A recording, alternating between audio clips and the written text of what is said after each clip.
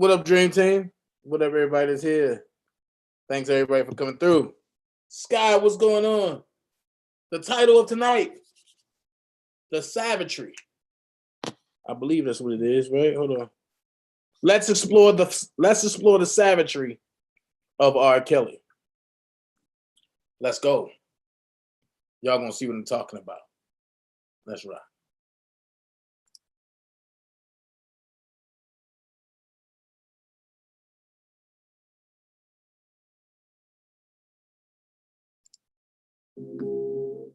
It's time to wake up, ladies. Wake up, wake up, wake up, yeah. I know y'all been listening to a lot of shit out there. Let's go, let's go. It's time for y'all to listen to the real. Baby girl, you got my eyes on you. All of my attention is officially now focused on you. You're standing in the mirror, trying on all your underwear. Lying in your bed, imagining me on you, yeah. Finally get booty than a mother. Guess I watch you go through every single color. And I'm going to have a sex attack. That's my favorite, so keep it like that. Cause you look so good from the back and back. I love to see your booty in the mall, black panties. So keep on, like crazy, yeah. Ladies, if I got that panties on you, ain't no telling what kills me do. If they fit right, I'll be hitting you all night. Back and forth like it all night. I do all this populated. You be loving me so much, you hate it. You still you want me, cause I know where you started. I'm willing to kiss it. Got you all in my bed, off no Victoria's Secret. So let's turn it up and now just act like black is all you got. Walk around like stilettos on, black lights on. I'ma get it till we black out, baby, go. I'ma give this love to your body more. And I'm going to have a sex attack. That's my favorite, so keep it like that. Cause you look so good from the back and back. I love to see your booty in the mall, black panties. So keep on, like crazy, yeah. Ladies, if I got black panties on you, ain't no telling what else they do. If they fit right, I'll be hitting you all night. Back and forth like it all night. I do all this populated. You be loving me so much, you hate it. Still you want me. It's time to wake up, ladies. Wake up, wake up, wake up. So, you looking for a social platform that's for us, by us, and designed by us? Come over to www.wegotUps.com. Tell them, Cube. Yeah, what's up? This your homeboy Ice Cube. You know what it is, the West Coast Warlord, the Grand Wizard. Don Mega is in the house. Now check this out. I'm inviting you to join the official Black People Social Network, WeGotUps.com. That's WeGotUps.com. 100% Black owned, man. I see you here, boys. I see you. You out there doing it, man. And as we say in the Big Three League, we got ups, baby. So WeGotUps.com. Check it out, man. You know what I mean? Obviously, you know, Black people, we definitely need to socialize, get together, figure out this system we are going through. So, you know, WeGotUps.com promises to be that place. Like I said, Black owned. Gotta love it.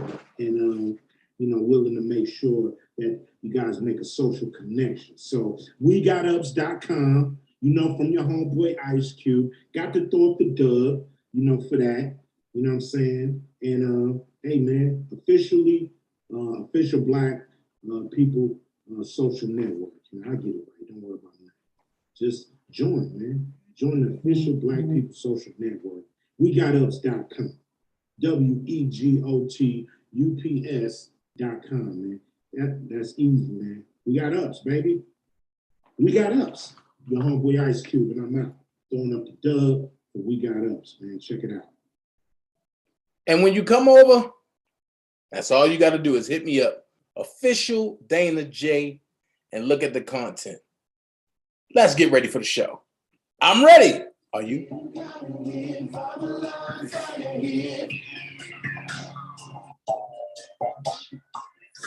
on and plotting it. They can come and watch us here. You gotta leave us alone. Say later, what you gonna do now? I hope you're ready, cause I'm really about to put it down. Tell you what, I'll never be free standing. Tomorrow, but tonight I wanna stay with you. Let's calm down. Yeah, I'ma be no, wanna say stop when the beat say go. There you go again, that voice is slow. You make your girlfriend go.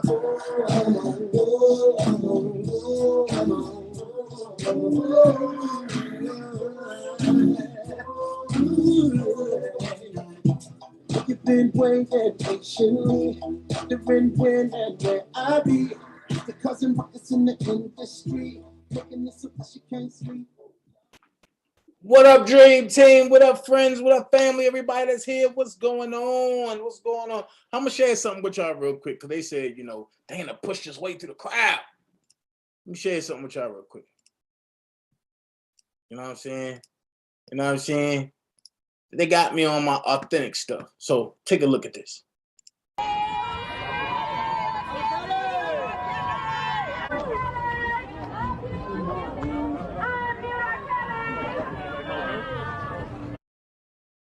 Right there.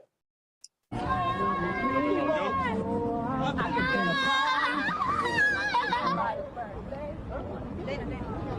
gonna play that one more time. Hold on.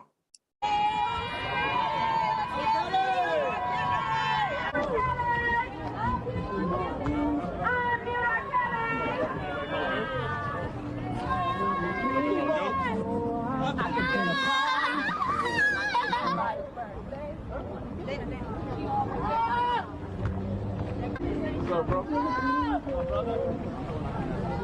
I'm a guy.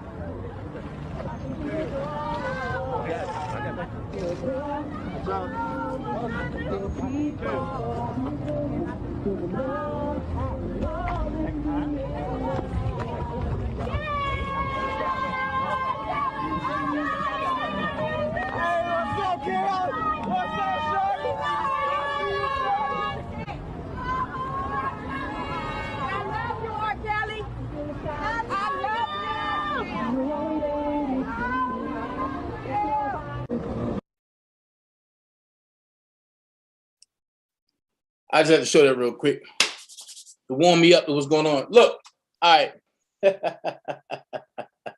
Boy, people gonna be mad and all the way. Dana, oh my God! Dana, oh my God! They're gonna have to recant them lies. I told you I'm going to debunk every lie every day, and I ain't even gonna comment. I'm just gonna play audio and video. That's it. But we're gonna talk about the Savagetree of R. Kelly. I should have put of the R. Kelly case, but of R. Kelly. And since I already went live, I'm gonna change it later to the case instead of just R. Kelly. I'm gonna change to the case. We all know that some things were put into place, and it was like, you know, it is what it is. But everybody is focusing on everybody. And I'm glad to see different people taking different parts of these accusers. And whatever they can find, they grabbing and they trying to dissect the best that they can. I salute all the ones that's standing tall, that's being real, that's not on the BS. But I want to talk about these savages. I want to talk about these savages. Yes, I do have PayPal, God's gift. Yep, I got PayPal. Hey, Willie, if you can you put my PayPal in the chat real quick, please? So I want to talk about these savages real quick. And I'm going to do a 3-day breakdown on the savages, as well as show how deep it is when they got mad when I defended Rob and they wanted to get me locked up in the same county that another person is in that don't like me. Leave it at that. Also, shout out to Choke No Joke. He's doing this thing, trying to bring everybody together. Some people ain't gonna like it. Some people is. Y'all know what it is. I'm gonna spearhead the Atlanta, me and Choke together. And hey, I can't wait to hit Johns Creek in front of that house. Even though I know who brought it. But I don't know the person directly, but I know of that person. There's a lawyer that brought it. But also I want to see if we can hit CNN. Definitely want to hit CNN. Definitely want to shut down CNN Center. Definitely want to do that. And depending on if we feeling froggy or not, I would love to protest in front of Tim Savage house. I would love that. Just saying that. I mean, I'm like that. I'm like that. I don't care. They had the balls to do what they do, so we got the Conans to do what we do. So the first thing I was going to play for y'all, because I ain't gonna talk y'all all night. I'm not gonna play that. I'm gonna play two things tonight because I'm gonna break it down into 3 parts. Choke, what's up, bro? I'm gonna break it down into 3 parts. First parts I'm gonna break it down to is the Gerald McGee interview. I must say this. I was gonna do a double co-host reaction to this, but y'all know Tox. She partied a little bit too much. Tox like, hey, she sleep. So I'm gonna break this down. This is her commentary because she was once in the house with the Savages. She lived there in the house with the Savages. So she broke it all down and how maniacal and how much of a liar they was. And then Tim went after her. And then I'm not gonna give the video away. I want y'all to see both videos. So I'm gonna be here. It's 9:20. It's 9:29 now. We probably finished by 11:15, 11:30, because both videos together is like an hour and 40 minutes, and that's together.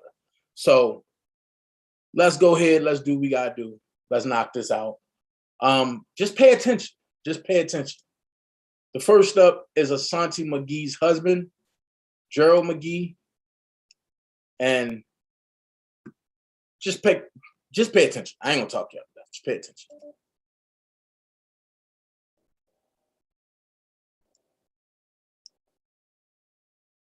This right here is from Phases the Next Level.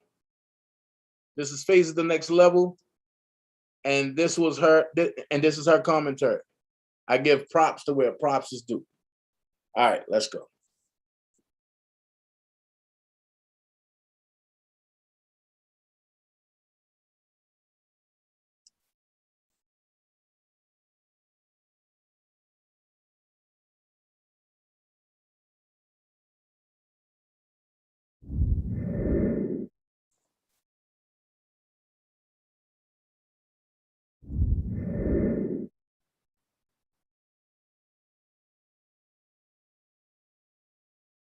Good evening and welcome to Phases the Next Level. I'm your host, Valette Sunshine, and I'm so excited to be here this evening with you again. If you're new to this channel, please subscribe, like, and share. And don't forget to leave your comments. I'm always looking at the comments, interested in what your opinions are. So please, at the bottom, put your comments. You guys, today we're here with Gerald McGee. He is actually the ex-husband of Asante McGee. Now, let me just remind everyone who might not know, Asante McGee is one of the alleged victims of R. Kelly, who has said in interviews that she was with him she would go out on tours with him. She was one of his girlfriends, and she also stated that she only lived physically with him for 3 weeks, and then she managed to get out the house. But I have Gerald McGee, who is her ex-husband here. And his point here is he mentioned it to me on the phone before we started this interview that he's not sure if it might help anybody. But the point is that the media has drugged R. Kelly, has drugged the victims, have said different things, and he just want to know that whenever he wants to portray Asante's character as far as lying, she lies. She's been a stalker. She's done all these things. I noticed Gerald, and so he wants to say, listen, you guys be sure to do your research because people can make up stories, and Asante's been doing this, according to Gerald, for quite some time. And so he just wants to say, don't believe everything you hear. So I've listened to a couple of Asante's interviews, and I also listened to an interview with her daughter and one of her ex-boyfriends. And even her daughter was like, she's doing this for the money. She used to come home. She could get away when she wanted to. She would come home and she would bring shoes and gifts to them. And she would have like thousands of dollars in her pocket, and she wasn't abused. And she even said that she was going to change her last name back to her, to Carson, so that she could get all the credit. She didn't need anybody else getting the credit for what she was doing.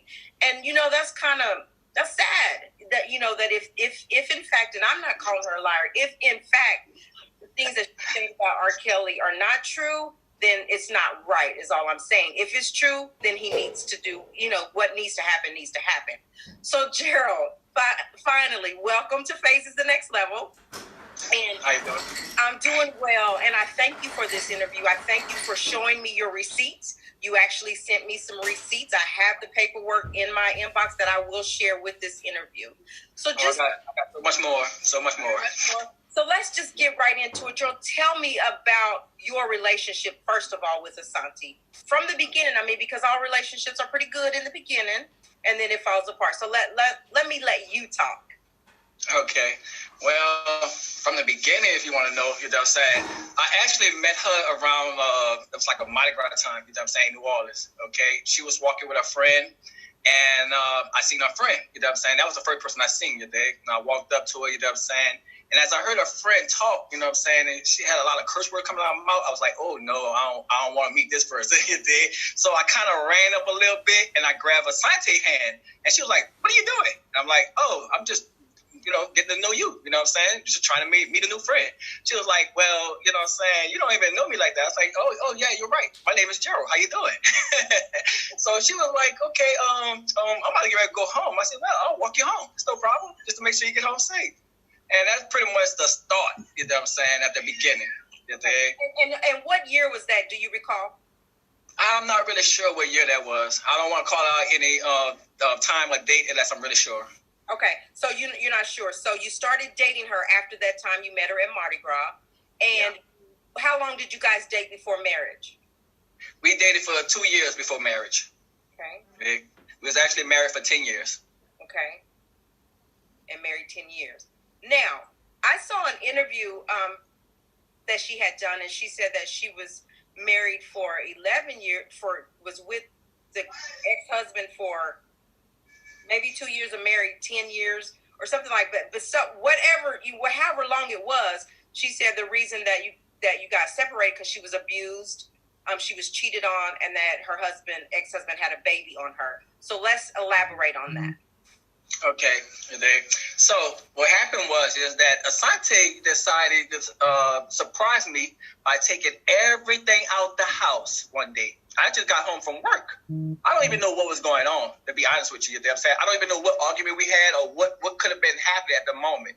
I just got off work. The house was cleaned out. There was nothing in the house except my clothes in a tub of water. Okay? Then, but this is the crazy part. The girl even took the food. She took cereal, milk, everything. I ain't had nothing to eat. I was in an empty house with just my clothes. Did you guys have kids? Yes. Excuse me? Did you have kids? I'm sorry. Yes, we had 2 kids together. Okay, go ahead. Okay, so apparently, you know what I'm saying, she decided that she got this house on her Section 8, Section 8 house or something, okay? She moved out of the house that we was paying, you know what I'm saying, together with the kids and left and did not tell me where the address was, did not tell me where she lived at, did not even tell me where the kids would even be at, you know what I'm saying? didn't have no responsibility to basically hooking me up with them kids or the kids connecting with me no kind of way, you know. So at this time, you know what I'm saying, I'm like living in an empty house, no lights on, you know what I'm saying, the water about to be cut off soon, you know what I'm saying, because I can't afford the bills by myself, okay? And I just so happened to just meet a girl named, well, she don't want me to throw her name in there, you know what I'm saying, so I'm going to say her last name. I just so happened to meet Bonds, you know what I'm saying, Bonds, you know. And what happened was she took me in. She actually took me in, you know what I'm saying, as a friend at first, okay? And, of course, one thing led to another eventually, you know what I'm saying, and we eventually got in a relationship. She wound up getting pregnant. And around this time that she actually got pregnant, Asante found out some kind of way. I don't know how she found out, but she found out. So she actually started connecting me with the kids then. So now, you know what I'm saying, she done got back into my life with the kids. So now as I'm visiting the kids, we talking seeing the kids and everything, she decided to bring me, you know what I'm saying, to the dentist to go get my bracelet done. You know what I'm saying, my teeth done. She paid $500 down.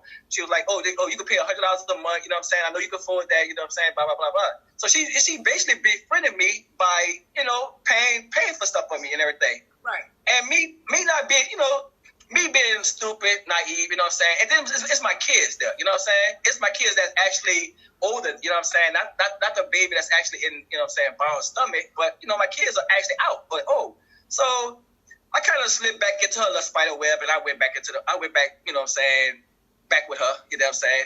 And that's her version of me going and cheating. Now, she left me, but that's her version of going and cheating and having a baby on her.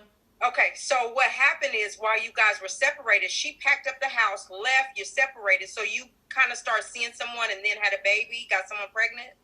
Yes. So it wasn't while you guys were together? Matter of fact, you know what I'm saying, I'm going to say the name. Her name is LaQuincy Baum, you dig? She had did an interview with Toxic Diamond. It's on there somewhere, you know what I'm saying? Her name is Quincy Baum. She explained the whole thing, how we met and everything on there, you dig? Okay. So at what point were you guys, when she met R. Kelly and she started seeing R. Kelly at the beginning, were you guys still married and together? Yes, we were still married. We were still together. You know what I'm saying? I actually came home one day and I seen her cell phone and it says Robert. And I was like, who is Robert? And why Robert texting you? What's going on like that? She was like, oh, that's R. Kelly. I'm his personal assistant. I book hotels room for his guys in the camp and different things like that. So, you know, I'm just, you know, let her lie to me, you know what I'm saying? I'm feeding into the lies, you know what I'm saying? So I'm like, okay, you're his personal assistant. How did you get close to him and all this and everything, dude? She was like, oh, you remember the VIP spots that you were paying for at the clubs and different things like that, you know what I'm saying? Oh, I was just basically, you know, sitting next to him, and then one day he just started talking to me. I said, oh, you really? Are you serious? Are you really serious? Using my money to actually go get VIP spots so you can get closer to your icon? Right. Okay. So at that time, I felt kind of stupid, you know? Really stupid. So then, because she said that she was just a fly-in, according to her interviews, that she was just one of his fly-in girlfriends. Yeah. Fly in and she would fly back. Are you guys still together now, or are you separated? What happened then? No, we are divorced, actually, you know what I'm saying? See, when that whole thing happened with you know what I'm saying, she the R. Kelly personal assistant and everything like that, see, at that time, you know what I'm saying, I'm like suspicious of her everything now, you know what I'm saying? So I started going through paperwork, started going through cell phones, you know what I'm saying? I started ear hustling, you know what I'm saying? Like a man, I did it, you know what I'm saying? And I'm starting to find out more about her than usual, you know what I'm saying? There's a little bit more going on with this. So eventually, you know what I'm saying, I found out, you know what I'm saying, that she was basically, you know what I'm saying, going to different concerts or flying out to his tours or flying out different places, you know what I'm saying, to literally follow this man, to stalk this man, you know what I'm saying? And the neighbors was watching my kids. And I'm like, why is Miss Athea keep watching my kids? Her name is Miss Athea, you know what I'm saying? Miss Athea, something like that, you dig? I think she's Jamaican or African, you know what I'm saying? She actually lived right across the street from the house that me and Asante was staying at. You dig? Right. I got the address on my Instagram page. You know what I'm saying? It's like 905 Claris Lane, Longville, Georgia, 3 something. It's on my Instagram page. You dig? I just put it there for fun. So you guys were separated. You find out that Asante is having someone keep your kids while she goes away. Yes, while she stalked R. Kelly. Right. So I saw in your receipts where you told me, first of all, that she lied. There was a bunch of lies. Asante went to jail. She was went to jail for stalking. She put another lady through a whole bunch of madness to prove that she wasn't doing the things that Asante said she was doing. Let's talk about that. Yes. Oh man, I feel so sorry for this lady. You know what I'm saying? This is actually Tiara, father, wife. Tiara is her first daughter. Tiara's the daughter that had the phone conversation with the guy, the boyfriend. Right. Okay, yes. Tiara's the daughter. Yeah. Right. Tiara, see, the thing is, you know what I'm saying, she basically, the wife, she basically, you know what I'm saying, kind of wrote like threatened notes to her self, and she pretend that the wife sent it to her. Okay, hold on. So Asante is writing the notes to herself, but she's saying the lady is sending the notes to her. She pretended that the lady sending the notes to her. Yes, you know what I'm saying, to put false charges on her. To put false charges on her. You dig? She actually had this girl arrested for terroristic threat and terroristic act. Yes. You know what I'm saying? And she actually had to go to jail. She bonded out. She had to pay for a lawyer. Then she had to pay for a private investigator because the lawyer did not want to do it. But she had to pay for a private investigator to get the IP address to see that it was Asante. And then once all that was over with, you know what I'm saying? The court dropped the charges. They know that Asante was lying, but no charges was ever brought against her. Nobody ever brought charges against her. So the paperwork that you sent me where it said that she was charged or with, does that have to do with this story? No, that's another other charges that she had. She never actually faced that charge of putting that false charges on Gabriel, her baby daddy wife. Okay. She never actually faced that. So, but basically she was stalking and torturing her baby daddy's girlfriend, wife or whatever, because she was jealous and she just was a liar and just wanted her to get in trouble. I mean, she's a natural born liar, okay? And anyone, you know what I'm saying, that leaves her or do anything that looks like it's hurting her or promoting her, hurting her in some kind of way, she finds a way to attack you first. It's like a mechanism, you know what I'm saying? Like, oh, you want to leave me? Okay, I'm gonna do this. Oh, you want to do this? I'm gonna do this. You know what I'm saying?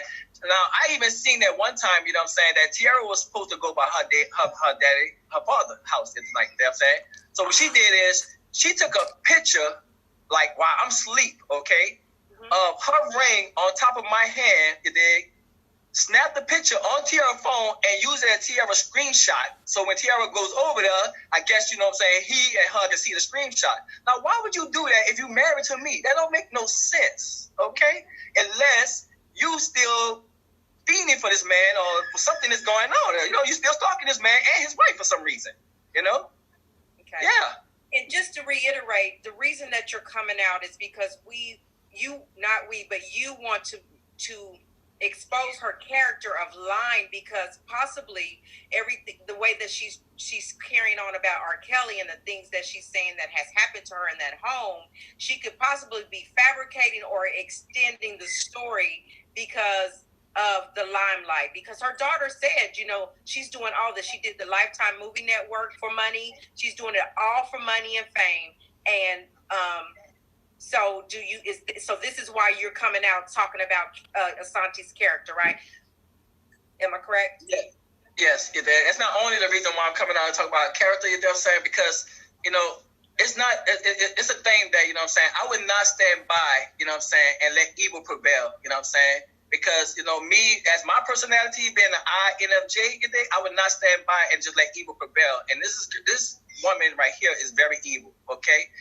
And, you know what I'm saying, to basically, to be perfect honest with you also, you know what I'm saying, I feel that, you know what I'm saying, that if you have your daughter watching and the neighbors watching and family friends, which I don't think she had family friends, because half her family don't want to talk to her, don't want to have nothing to do with her, you know what I'm saying? So friends of her family, they would be friends of her, okay? And if you have all these strangers watching my kids, what in case something would have happened to my kids while they was watching my kids? You know what I'm saying? Why you chased behind this guy? And then another note, you know what I'm saying? Why you didn't give him to me to raise? You know? She was so busy wanting a paycheck for child support that she couldn't even give me my own kids to raise. You know what I'm saying? Why she could go You could go everywhere. You can be free. You can do whatever you want to do. Just give me the kids. That don't make no sense, you know? But you ready to give them to a neighbors? You ready to give it to your daughter? Come on now, you know what I'm saying? That's bad parenting. Her daughter said that she's really never at home, and she said that she was about probably 15 years old, and she would have all the kids, and she would leave them there with her. But she told the ex-boyfriend that R. Kelly would get a nanny for her kids. But the daughter said, no, I was the nanny. I kept the kids while she ran after R. Kelly. So is that true? That is absolutely true. You know what I'm saying? And if you remember the interview, you know what I'm saying, Tiara also said, my friend came in town, and I was like, can I leave with my friend? And she's like, no, you can't leave with your friend. You know what I'm saying? You got to watch those kids. So, and my friend came and got her sister car, and I just left. So that means Tiara left Serenity and Gerald in there by themselves. Yeah, so the kids are home now. The kids are home because she said, I'm going with my friend, and she said, I walked out the door. I left. Walked out the door. So that means that Serenity and Gerald was sitting at home by themselves. Now, why is my two kids sitting at home by themselves when they could have been with me? You know? Because he goes on to say, well, how old was Sarita? Is that her name? Her other daughter. Serenity. And Serenity. And she said she would had to be, she's 12 now, so she was really little. But, she said that, her mom was gone on tour or, just chasing after R. Kelly, and she would be the responsible one. But she still wanted to be a kid, so she went ahead and left against her mom's will, and her mom ended up putting cameras in the house or whatever after that. Yes, her mama put cameras in the house, you know what I'm saying? Because I guess she took some lessons, you know what I'm saying, from the house that she was supposed to be trapped at, you know? Yeah. But that's a lie too. That's a lie too, you know? She could come and go whenever she wanted to, you know what I'm saying? Well, so after the R. Kelly interview, she interviewed with 103.9, I think it was, and she said that she wanted it cleared up, that she wasn't trapped as far as physically, but she was trapped in the mind. So she was like, he mentally disturbed her, and she just figured out how she could get away. Let's talk more about Asante.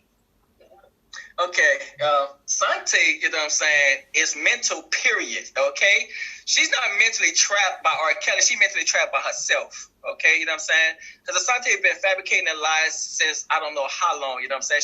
She even put her own mother, you know what I'm saying, in jail because she pretended that the bruises that she had got from other kids, fighting other kids, that her mother done it. She pretended that her brothers was her sons, you know what I'm saying? Basically, you know what I'm saying, that she was taking care of her little brothers and everything, you know what I'm saying? And what little kid would pretend like that? Unless, you know what I'm saying, a kid loves to lie. A kid who fabricates things as they coming up, you know what I'm saying? Because why would you do something like that? Now, I actually have the report, and I actually sent that to you too. You know what I'm saying? I think it was Louisiana versus something Carson. Yeah, this says like the state of Louisiana, something like that, versus Carson. Yeah. So what was that about? What is that about? She claimed that her mother took a bloody tampon, put it in her mouth. She claimed that her mother abused her, took cigarettes, burnt it out on her skin. It's all in her book. Her book that she claimed that she wrote, you know what I'm saying, for me abusing her and sending her to R. Kelly. You know, was she trying to make money off? Was she trying to make money off? Yeah. The reason, where my opinion comes in with Asante is that she was, in one interview she said she was 34. In one interview she said she was 35 when she went with him. But at 34 and 35, you are a grown woman. You are grown, and you can make your own choices. And she said R. Kelly was very straightforward with me. He was honest with me and said, I have several women. Are you okay with that? And she said, yes, I'm okay with that, because this is what her reason was. Because I just got out of an abusive relationship with my ex-husband. He abused me. He tortured me. He was just horrible to me, basically, pretty much is what she was saying. And that's why she fell for R. Kelly's thing. But really, I feel like, and this is my opinion only, I didn't get it from nobody, I'm just saying, my opinion is it was R. Kelly. She was a groupie, and she was trying to get next to him. And once she got in, she wanted to be there. Because there were several times she said, that things were happening, and she said, oh, and I just accepted it. Well, I just went ahead with it, So what my question is for you is, what do you feel about the story she's saying about R. Kelly, because a lot of the alleged victims are saying some of the same things, except for Dominique Gardner says, you know, all of that is not, she didn't call them liars. She just said it wasn't the full truth, you know, because she could leave when she wanted to. They could watch TV, all these things. So what is your take on what Ashanti's portraying about R. Kelly? My take on Asante, you know what I'm saying, talking about R. Kelly today, everything is a lie and it's fabricated, because I know her character, you know what I'm saying. You cannot believe nothing she say. Even when she's speaking the truth, it's hard, you know what I'm saying, to believe her, because she's always lying, no matter what. She lies about the little smallest things, you know. And if you really listen to her, you know what I'm saying, you can hear her story change all the time. It always change. And if anyone's story change, that means they're never telling the truth. Because if you're telling the truth, you're gonna be passionate. You're gonna get it out your heart. You're gonna get it out your mind to basically focus and let the people know what is wrong with you, and why you have an attitude to whoever and anything in life. If you trust me, you know what I'm saying, if you're passionate about the truth, you're gonna get the truth out. Your story is never gonna change, and her story stays changing. Yeah. Let her keep doing interviews. Her story gonna stay changing. So and then a lot of, you know, as I do these interviews and you know, I'm following the story and stuff, you know, you get feedback, and some of my comments were like, some of those girls heard other stories and other things that happened to the girls there, so they just ran with it and said it happened to them too. Would that be, in your opinion, something that Asante would do? She heard what was going on, because she said she lived this life. She lived it, you know, and so I just can't see how she can fabricate it that these things happen to her, but it's a full lie, you know. What reason would she have to do that other than financial gain? Okay, let me tell you like this. Now, what Asante would do is, you know what I'm saying, she would take a little bit of that truth, you know what I'm saying? It might be a little teeny bit of truth to it, you know what I'm saying, somewhere, somehow, you know what I'm saying? And she would fabricate it and make it so big, you know what I'm saying, that it seems criminal. You know what I'm saying? Got it. And it wouldn't even be criminal. It wouldn't even be a charge. You know what I'm saying? But so, that's what she do. Yeah. So basically, what you're saying is, I'll take a little bit of this truth. I'll take a little bit so that I can make a full-blown story of it and put my little swing to it to make it a criminal case. Yes, yes, that's what she do. You know what I'm saying? Now, if don't get me wrong, you know what I'm saying? I don't know the other girls, and to be perfectly honest with you, I don't care about the other girls. You know what I'm saying? They grown women too. You know what I'm saying? You got a mind. You know what I'm saying? If you're not slow, you don't have nothing mentally wrong with you. You know what I'm saying? That you know from right from wrong, and you know what to do. You know what I'm saying? But I know Asante, Shalita Carson McGee. And I know her down to the T. I know I live with her, you know what I'm saying? And this is like 12 years of evil, okay? 12 years of evil. Not 12 years of slavery, 12 years of evil, okay? That's what I'm talking about, okay?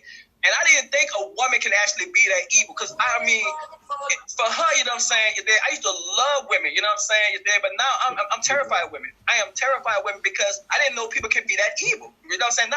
Not someone, you know, like a female who's supposed to have a heart, who's supposed to be soft, who's supposed to, you know, smell good and all that. I didn't think a female could be that evil, you know what I'm saying? But I mean, this is really like, why did I get married? You know what I'm saying? You are so evil. Wow. She is so evil. It's really sad when your ex-husband, you know, let me, first of all, before I say that, did you ever hit her? Were you ever? No, don't get me wrong. She deserved it. I deserve a hit. She deserved a smack, you know what I'm saying? But she's a female, you know what I'm saying? Right. And I can't promote that around Serenity, you know what I'm saying? Because I would never let nobody touch Serenity. I told Serenity, like, pretty much 4 years ago, you know what I'm saying? If anyone ever touch you, anyone do anything, you know what I'm saying? You give daddy a call. I don't care how you figure out, you give daddy a call. And if I gotta sneak there on a Greyhound bus with some shades and a hat, I would be in somebody's bushes, you know what I'm saying? Sleeping for 3 days, you know? And that's my daughter. That's my seed I brought here, you know what I'm saying? We are to protect our children. We're supposed to protect them. We're their protectors. So I commend you for that. I just wanted to know, since, you know, because in her interview, she says it loud and clear that you abused her, you cheated on her, you did all these things. And that's what kind of made her sway R. Kelly. No. She was already a diehard fan, but now that she's gotten next to him and she went through what he went through because he told her the truth, then she went along with what he did. Okay, I'm gonna tell you like this, you know what I'm saying? Asante, you know what I'm saying, probably coached them girls, and she probably gave them a story to go run with, and they all ran with it just like that, you know what I'm saying? Plus, you know what I'm saying, she was just great. She wasn't no groupie, she was a stalker. Let's get that straight. She was not a groupie, she was a stalker, okay? She followed this man everywhere, and she said that, it was during the summertime, but remember, this man had concerts and tours during school time, okay? So if everybody checked their facts and everything, you know what I'm saying, they'll actually see how much she lied, you know? And another thing, you know what I'm saying, me abusing her and all this other thing you did, now in her book, she has that I stumped her with steel-toed boots or something like that. If I'm not sure, because I didn't read it. I'm just getting stories from other people. I put a gun to her head and all kind of little things. So why I'm not in jail doing time for these different things? Right. Why I don't have paperwork saying I was arrested for these different things? You know what I'm saying? Because I lived in Lawrenceville County. I lived in Gwinnett County, so you can check my records. You know what I'm saying? The only thing I have, you know what I'm saying, is what Sante fabricated on me was terrorism threat and terrorism act. And she didn't press that charge. She was a witness. Her friend, Kana, whatever her name is, from basically the military, because she was in the military, her friend from the military put that charge on me, you dig? Because Asante coached her to put the charge on me. So Asante won't get blamed. Once I get out of jail, Asante won't get blamed. Because as soon as I went to court, the lawyer stepped up and he said, Your Honor, my client, you know what I'm saying, wants to get out without no bail, you know what I'm saying, because this story had been fabricated, it's a lie, such. That Honor she looked at that paperwork and she said, You're right. This is a waste of the court time. And she released me soon, right then and that day. So now, if you go ahead and check the records, you can actually see that. So I don't understand, you know what I'm saying, if I did all those, why I didn't face no time, Asante? Why, you know what I'm saying? You putting my character out there, you know what I'm saying, all kind of wrong and everything. So so basically, you know what I'm saying, that means that you're doing the same thing to R. Kelly. That's my take on it. You know what I'm saying? If you're doing it to me, you're doing it to R. Kelly now. You know what I'm saying? Because let me get you right real quick, you dig? She called my mother, you know what I'm saying? She ain't called my mother. She called a friend of mine, you know what I'm saying? Or texted them or something, you know what I'm saying? And she told them, you dig, like this. If Gerald don't stop talking, you dig, and making interviews and different things like that, you know what I'm saying, I'm going to have his mother put out her house, you dig, out her apartment, you know what I'm saying, I'm going to go ahead and have him arrested for back child support, you dig. Now, let me get you right. She want to arrest me for back child support for kids she did not raise, okay? Now, to me, I should be getting some of my child support back. That's what I think, you know, because in the interview, you proved that you did not raise the kids. So I can take your interviews and go to court with this now. You know what I'm saying? And she said also she got money from R. Kelly that she was saving. So that means that you were getting money without a paycheck. That means that you did not file IRS or nothing else, you know what I'm saying, about this money. So guess what? You're busted on that now, too. And I'm about to take you to court on that, too. You're going to give me some of my child support back. You're going to give me some of my child support back. Because in the interview, the ex-boyfriend was asking, or her daughter was saying, we moved like every year, and then she bought this house. And then on an interview, they asked her, well, how did you get away? And she said, well, I was saving money. I saved money in order to get away. So I had the money to leave. So... She's a career criminal. She always had money. You know what I'm saying? If she didn't steal the money for doing somebody IRS, you know what I'm saying, which she could no longer do now, you know what I'm saying, because the IRS put a flag on her and they told her not to do nobody taxes or she was face time. Okay? Trust me, it's all out there. It's all public records. Check it. I got the record. I got paperwork here too. It's all public records. You dig? Also, you know what I'm saying, you dig? She did identity theft. You know what I'm saying? She steals anybody's identity. You know what I'm saying? I'm pretty much sure she got those girls' identity too. Trust me, you dig? Because this is what she do. Trust me. Look. She befriend you first. Then like somewhere up in there, she sneaks and look at your identity, write it down, put it down somewhere, and put it for safekeeping in her little file. So if anytime 5-10 years, anything down the line you did that you show that, you're not going to stay her friend, you're not going to be her friend, or anything going to happen you did, she's going to use that. And you're not going to know what happened because the simple fact is it's probably like 10 years down the line somewhere. Or 11 years. That's how she planned. She plans that way. Oh, trust me, she plans everything down to the T. No one can trust her. No one, not even those girls. No one can trust her. Trust me. No one. That's a lot. You know, and what what I wanted to compare this interview is to what her daughter was saying, because that's her daughter, you know? And her daughter was just, basically, she could have said probably, and this is just my opinion from listening to the interview, she probably could have said a lot more, but she didn't want her mom to kick her out the house. She said, I need my mom right now, so I don't want her to kick me out. So she didn't want to really say a lot, but she did. She said her mom was crazy. She lied. She got R. Kelly for a lot of money. You know, she was getting money from R. Kelly. They would get gifts. She would come home with a lot of money, but she was never there. She said, she's never home. She said, just like now, she's never home. She said, and she was the nanny. Wasn't no nanny hired. She was the nanny. So I just, anything else, if you was able to talk to Asante now, is there anything that you would say to her, or you just would just leave it alone? No, because me and Asante, you know what I'm saying? I can't hear her voice, you know what I'm saying? Because when I hear her voice, I get really upset, you know what I'm saying? And I would not allow her to bring out that negative energy out of me, you know what I'm saying? So, you know what I'm saying? My kids are grown, you know what I'm saying? At least Gerald is, you know what I'm saying? Because, you know, he's older, you know what I'm saying? Serena's still 12, but Gerald, you know what I'm saying? He's a teenager, you know what I'm saying? So he can handle things a lot better. And I would wait for his call anytime, but I would not like to hear from that girl at all. No, I would never want to hear from that girl. Now, as far as her older daughter, Asante Era, that's her name. It's Asante Era, but I call it T-Era, okay? For sure, everybody call it T-Era. But her name is Asante Era. Yeah. Okay? So, Asante Era, you know what I'm saying? We never got along, me and her. We never got along at all, you know what I'm saying? And that's pretty much one of the reasons why, you know what I'm saying, that me and Asante couldn't get along, because she always let this girl do what she wanted to do. Now, let me make sure I have this correct. Asante Era has a little boy now. You know what I'm saying? She had a baby. Yes, she had a baby, okay? And also, you know what I'm saying? I think, I'm not sure, you know what I'm saying, she was pregnant a while back, okay? But she had got an abortion. That's the reason why her mama threw her out the first time, okay? So she knows her mama threw her out because it's a regular thing. It's a regular thing. You know what I'm saying? And Tiara, you know what I'm saying? Don't get me wrong, you know what I'm saying?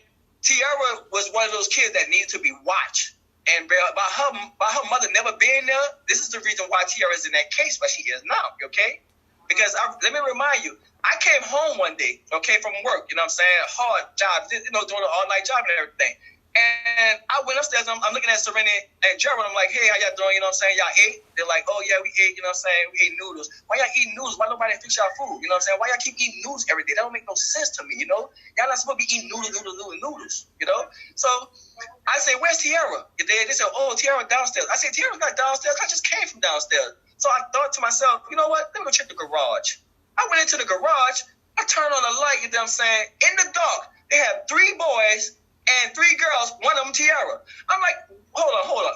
Everybody come out my garage, get in this living room right now, you know what I'm saying? So I started talking to him, you know what I'm saying? You know, look, a little threat, you know what I'm saying? Just to make sure the boys, you know what I'm saying, be respectable. Yeah. Look, see you guys right here? Basically, y'all broke in my house, and I can actually shoot y'all out of defense, you know what I'm saying? Because y'all not supposed to be in here without permission from the parent, okay? Y'all, you know what I'm saying? I can tell the police that y'all broke in this house and have y'all arrested if y'all wanted to right now. You know what I'm saying? Y'all know y'all in so much trouble. You think y'all so busy trying to go and see some little girls, but y'all in trouble right now. So where was Asante? I don't know. I have no idea, you dig? And if I ask her where she at, that's an argument. And I don't want to argue in front of Serenity and Gerald. Okay. You know? Well, it just I really appreciate the receipts you sent me. I appreciate the interview, and I appreciate your willingness to get it out about her. Here's the deal. It's all about being fair and being honest. Yes. And I'm not saying anything, like if R. Kelly is doing the stuff that they say that he is doing, they alleged saying that he's doing, he needs to pay for that, especially with underage girls. But if people, alleged victims, are twisting the stories and not being totally honest, I hope that comes out as well. You know, give him his fair chance, but also be mindful of the alleged victims. If it happened to him and it's honest, then okay. But if there are lies going on, I just hope it comes out in the wash. That's all I want to say about that. Yeah, the thing is with R. Kelly, you know what I'm saying? Like I said, you know, I don't know the guy. You know what I'm saying? Did you ever talk to him or meet him? No, I don't know the guy. I don't know the guy at all. You know what I'm saying? And for us, what I can see, you know what I'm saying? I'm just saying, this is my opinion, okay? This is only my opinion and only my opinion only, you know what I'm saying? Right. No disrespect, you know what I'm saying, to you, Kelly, you know, R. Kelly or Rob or whatever you want to be called. No disrespect to you, man, you know what I'm saying? But, you know, I think that he had a little sex addiction, you know what I'm saying? You know, yeah, you know what I'm saying? Because he was molested, you know? And by me experiencing, you know what I'm saying, dating, you know, actual female, you know what I'm saying, who was molested a long time ago, I know that she was a freak, you think? She was a super freak, you know what I'm saying, you think? And, you know, but that's what I had fell in love with, you know what I'm saying, at that time, you know what I'm saying, when I was dating her, you think? But I didn't know that she was molested until like 3 years later, she told me, you know? And then after she told me, I started going back into my memory, and I'm like, okay, everybody I ever known who been molested when they was young, you know what I'm saying, turned out to be a freak when they became adults. So I know that he's a freak, okay? That's just my opinion. That's just mine, okay? You know what I'm saying? Now, as far as all the other stuff, I don't know. I never met the guy. I never shook his hand. I never talked to him. So, you know what I'm saying? If I talk to him and I shake his hand, I can tell you everything about him right then and there. But as far as right now, that's the only thing I can tell you about him. I don't know him that well. You know, I don't know him. You know? But I know her. And I know that she's a false liar, you think, from birth. Look like from birth. Okay. Well, thank you so much, Gerald, for your time and for sharing your story about Asante, because she is one of the alleged victims, and so, you know, it's always good to hear somebody else's side and to see what her character is like, right? So again, I thank you. I hope you have a good evening. Don't forget to go out, subscribe, like, and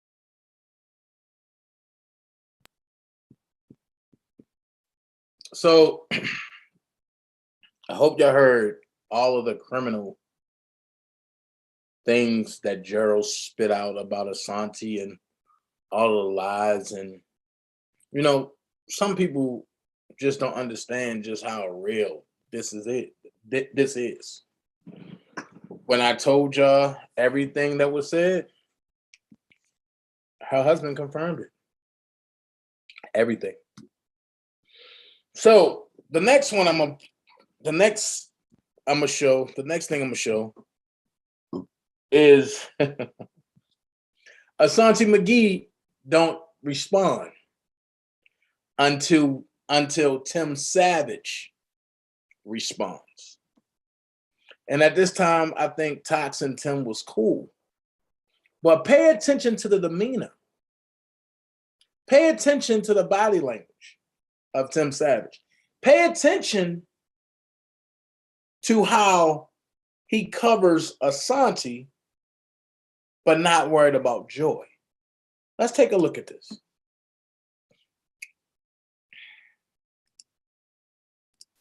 Let's take a look at this. This is why I call it cap when it comes to the Savages.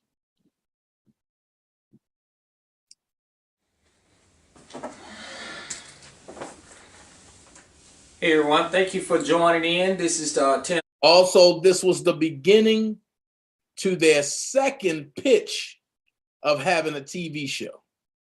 Savage, J Savage Collections. Please follow the page, subscribe, like. We're gonna have a special guest here with us today. I'm coming to you guys because it's some things that need to be addressed. And these things need to be addressed, which is about Asante McGee. Asante McGee and her ex fiance, boyfriend, whatever his status was with her. I'm going to go into detail on a lot of things, but the most important thing I want to say this. You know, you have to realize that some of these women are survivors. They have gone through a lot of things, including Asante McGee. We cannot say that she wasn't a survivor because she lived in the house with Rob for a certain amount of time and she had a couple issues. And this young man, Shanti's, I think, was in her 30s and this guy was in his 20s. See, the devil I just found that out by doing a little research. Now, he said that we're going to go into it and we're going to get into the clip. So here's the clip And he said that this was after he was sort of a so friend. you came on the scene. You He were don't know what he boyfriend was. After He's she just got with R. Kelly. Whatever. Right, but to her, he was more than that, to my knowledge. People would generally say that. Your boy? Yeah. He was her friend? Now, let's get into Her boyfriend? the actual press conference. We did a press conference. You see her My name standing is there. Asante McGee. You see him wrapping his arms around her. That looks like somebody that's really attached to that person, that really loves that person. Well, his comments doesn't speak that way. I've participated and witnessed a lot So of we acts have that to are really not judge allowed. this character the way he is. Manipulates. Now let's move forward. I saw that. Here he is talking to another young lady that we're going to see and talk to at the end of this. Staged the whole thing. What do you mean staged? Because they was like, when they told me everything was going on, all these news outlets and Entertainment Tonight, like all these familiar faces on there, right? And I'm like, if y'all got something to say, this man did this. These are the people to speak with. And then they asking them real important questions like, okay, like where's the girl at now when you talk to her? You know, why she ain't this and that? Like, and they can't answer. They talking about some like, hold on, wait, like we gonna do that at another time. I'm looking like, who was this? Jay, if you didn't realize, the world knows right now. He was like, Yes, the world do know, Tim, that y'all some liars and that y'all some BS. So don't jump in and try to throw off what he's saying. Let's let him finish saying what he's saying. So for what you just said, you about getting money. I got proof because your ex. Wait, you saying that he's about getting money? You're about getting money, and we all got proof. Let's finish. Friend stated that you're about getting money. So we're gonna move on to the next question, Jay. I'm breaking this down for you, so you can understand why you and Ashanti have a problem, not the Savages. We don't have a problem with Ashanti or you. Y'all need to solve y'all problem beyond each other. Okay. Like R. Kelly was doing something to your daughter, like the world would know. Like I think the main problem is that she won't communicate with them, and that they have to communicate with a manager to talk to the daughter. Now, she's like a I would say like a like 9th or 10th grade. 9th or 10th grade child. Yeah. And what makes you feel like she's like a 9th or 10th grade child? That's deep. You say she's like a 9th or 10th grade child. Why would you date a woman that acts like a 9th or 10th grade child? That questions your motive. That means that you're about money because you think she got $2 million. But let's proceed on to see what else you got to say. Carrying her household, she's always interacting with phone and like following R. Kelly, honestly. Immaturity? Yeah, and immaturity is like, you know, when she would say this about R. Kelly, she was like speaking to the Savages because I was to the point I wouldn't let her, I didn't want to hear about other things. I was focused on what I was focused on, and when she would speak about it, her friends and stuff came over, like the Savages came over, and they were speaking about it, and I was just sitting back, like, your daughter grown, and you was like 38, 35 or something, however old this was happening, like you. Obviously, you stated my daughter was grown, Shanti's grown, she's 38. This was what was. Obviously, you have no compassion for your. Why you didn't speak up then? Like, why y'all had to team up? True. Like, so obviously, you don't understand the whole situation. You're about the money. I could see right through it, but as we get deeper into this, you finna find out. Dealing with her, everybody, on the concept, like, cause she had manipulated me. Like how? Cause she told me that. Now we see that it comes about the $2 million that you're interested in. White people. See, you never loved this girl. Louisiana. You was always about the money. When she was 16 years old, you should be ashamed of yourself. She had this whole story. I mean, because at the end of the day, you sit there and hug her in the press conference. She needed you. Like purchase anything I would ask her. And you turned on. So she was sugar mom. He hugged in the press conference, but you the one that was telling her what to say, and you jumped in front of everybody. So would that make you, Tim? Make this make sense. Yeah. with a backup, a lie backup story. Right. When did you find out that she wasn't telling the truth? Because I never seen it. It was. I always knew something was wrong because I never seen any cash on R. Kelly, but like I didn't care, so I don't need to know about that. And but she was like, she would say like Rob and R. Kelly is two different people, da da da da. And I'm like, of course, you know, one of them's an entertainer, one of them's a real guy. It's a personality. But when the Savages came, she was like, she was helping us get our this daughter to back. help them get their daughter back. And I was like, So she said to you that the reason why she's doing this to R. Kelly That's is to true. help them. I agree with that. get She their was helping us daughter get our back? daughter back. right. When you know the whole story, then you know.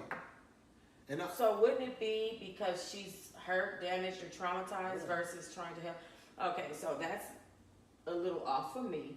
right. Okay.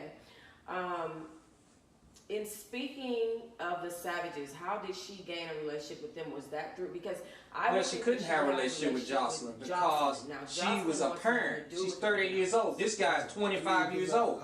That's the reason why this relationship didn't match. He's the same age as Jocelyn almost. I found out about Different Jocelyn, age I'm group. like, And I don't understand why she you was know, at dating, first but I'm like, that's shit, another you- story. You know what Right. I mean? I'm like, how old is Jocelyn? Jocelyn is grown, Yeah, and I'm so like, there's no Jocelyn- daughter to get back. That's It's, all it's right. done. And I'm like, if the girl wanted to leave, like you left, Can't leave. Different Yeah. situations. and everybody else who talking about R. Kelly did something gone, like We haven't seen Jocelyn since So December of you're not how she 2016. ended up getting out who from away from R. Kelly, yeah. She I never never told you that story. even be trying to talk to nobody like See, until Did she what had he did did she to did him. me, and I was sitting back. Like, he's just I'm trying to get 25 years payback. old. I'm gonna show you another tape and audio Really what's just going really on trying with to that. just, like she put a dent in me. Yeah, you got to But, stretch yeah, back I out, had to get stretch yourself back together. You know Yeah. what I'm saying? For You real. should have been dealing with I had an to older stretch woman. it back out and shine it back up, and She Should seemed dealt like with she somebody could've on his did own a age couple of bracket. people. yeah, and like for real. And that, She's well, 25. You never bonded with Asante that way, but you bonded with the kid that way. Well, it was like I don't know. I'm just yeah. Because I would say automatically like Now he's sending Kids, they kids. automatically He was a gravitate kid himself. towards He's me. 25 years old. Her daughter was maybe But 16, I 17. was- He took advantage of bring some her excitement daughter. to the table, and like I can pay for whatever. You know, it was no doubt of like if I said let's go do this, like let's go do it. And other than that, it was just gonna be sitting in the house. And I'm like, let's get out the house. Let's go do something. Shanti's gonna explain this more into detail. So you would interact with the kids a lot. And then, Okay. so let's get them out the house. They like to do little, you know, figure out what they like to do. Okay, let's go do that. Right. So the kids was there. But the little girl, I mean, the oldest daughter, she would even be gone. Shanti's gonna explain this. She was going home for the summer also. We'll just be sitting down and we'll just be speaking about something, whatever, whatnot. So See, the thing is, people, that what we have here is that this man is heartbroken. He has remorse because she took his company. What the And fuck? she done other things. I'm sorry for him because he's at an age of 25. Maybe their relationship shouldn't have happened. Hold on, wait. Sometimes- You just said she took his company? So a company that he built, she came in and stole, and you saying it to him like, oh, it was just something that happened. Let's finish. Sometimes when you have an age gap, that's where the problem comes around it. But what we're going to do, we're going to have a special guest come on, which is the same young lady that was sitting next to him. And we're going to hear what is going on with Ashanti and the reality. She's going to sit here and she's going to listen to what Ashanti has to say. And then at the end of this, we're going to have a maybe 2 or 3 minute, what's going on. So let's get into it. She'll be here shortly. Let's bring on Coast all over. Her name is Toxic Diamond. Welcome, Toxic Diamond, y'all. Thank you so much. Very nice to meet you, sir. Nice meeting you. Thank Nice you. meeting you. Well, here we are, Toxic. I want to go over this a little. And I will say this. I will have Tox on here before the end of the week to give her rebuttal on then versus now. You hear the tape. I know yesterday you talked a couple days ago. I think it was January 1st. Yes. You talked to Jay, and here's an audio from Ashanti and Jonjolin and me, Tim. Now, this audio was recorded back in October of 2017.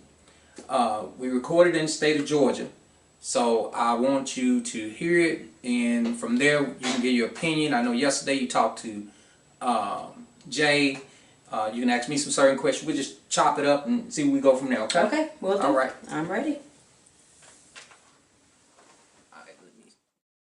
And then my thing is, Jay looks stupid because you the same nigga that was with me at the press conference. Somebody even brought that up on the YouTube comments too. It was like, you the same nigga that was supporting her, but now all of a sudden you questioning and saying she was lying. I got you. Jay just trying to try to make money, and that's why he was tagging TMZ and all that. And you know one thing, when people send shit to TMZ act fast. So that R. Kelly, whoever run that R. Kelly music page, they trying to get on a bigger platform. Who is behind it? Well, you don't know who's behind it. I don't know who's behind it. Or whoever it is, that page been up for years because they're pretty much an R. Kelly supporter. Okay. Yeah. So, and that's what because I think they even tried to send it to official Mute R. Kelly, and I even addressed it to them. And they sit there and say, girl, do not worry about it. The only thing that is just fans of Rob and trolls that's trying to take up for Rob. She was like, you don't have nothing to worry about. Because I did address it to her when I saw it. Talking about you talking about Mute R. Kelly? Yeah. The Mute R. Kelly page. Whoever run the Mute R. Kelly page. Okay. Yeah. I addressed it to them. And I sit there, and she told me, do not worry about it. Those are trolls and people that's working for Rob that's trying to, stop what's going on. But they cannot stop it. But she even told me, don't worry about it. Okay.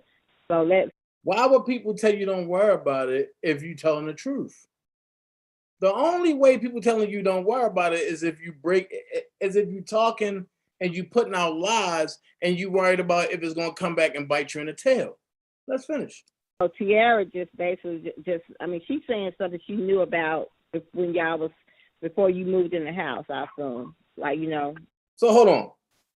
You go to Mr. Mute R. Kelly or Mute R. Kelly about what your daughter said, and they telling you don't worry about it. Things that make you go, Yeah. Because you gotta remember, when I moved in that house and I moved out, I never told my children what happened. Anything that Tiara know what was going on about Rob is bits and pieces that she's reading and hearing. I never sat down and told Tiara, hey, Tiara, I lived with Rob for 3 weeks, and I watched this go down, I watched that go down, and this is the reason why I left. Tiara never knew why I left. And remember, when I moved in with Rob, Tiara, this was the summertime, so nobody even knew that I was even living with Rob because my kids were all gone for the summer. Okay. So basically, this is the summer. It's not like I moved in with Rob while school was in session. Tiara was by her friend house for the summer. LaJera and Serena was with my family for the summertime. So it's not like, and then when I went to go on the road with Rob, it's not like this was a discussion me and Rob had, and I agreed to move in. I was on the road with Rob, and I ended up back in Atlanta at his house. So I'm not going to text my daughter and say, hey, Tiara, I'm moving in with Rob. Because I knew in the back of my mind when Rob told me, hey, you go get all your stuff because you know you're going to be living here with Daddy, I sit there in the back of my mind like, nigga, I got children. Whatever, I'm not about to stay here. Like, I'll stay here for the summer, but nigga, when school get back in session, I'm leaving. That's saying to myself, this before I knew that I didn't have freedom to do what the hell I wanted to do. This was in the first day or two of me moving in his house. Right. So how can Tiara sit there and know anything was going on? All thing she knows is I was dating him, I was flying back and forth. So yes, I was having the time of my life when I was flying back and forth. Right. Like I said, when it gets to that point, if it ever comes, in the public eye, whatever, my PR will handle it because my PR knows everything that's going on or whatever. And again, all that shit right there gonna be shut down. But like I said, if people really took that serious, we would have been saw that circulating.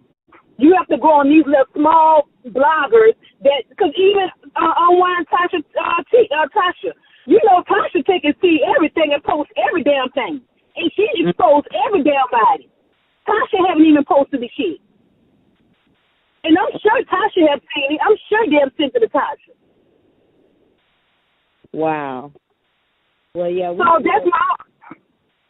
So it might, so maybe, hopefully it won't go anywhere else because it would maybe need to be addressed, like I said, if it get to that point, because we don't want if it get to that point, if it get to that point, where, if it come out to a public eye and then it will be addressed. And because when I listened to it, like I said, I was pissed the fuck off. I really was. Because I'm like, so now you think it's a game? Like, we did this shit for money? Anybody would sit there and tell you, I never expected it to go as far as it has gone. Even when I contacted y'all, I never contacted y'all and said, hey, let's go to this, let's go do this. You even told me, Jocelyn, in the beginning, oh, Santa, you need to write a book about this. You need to do this. You need to do that. And I'm like, no, I'm not trying to do none of that. I'm just trying to help y'all get y'all children home.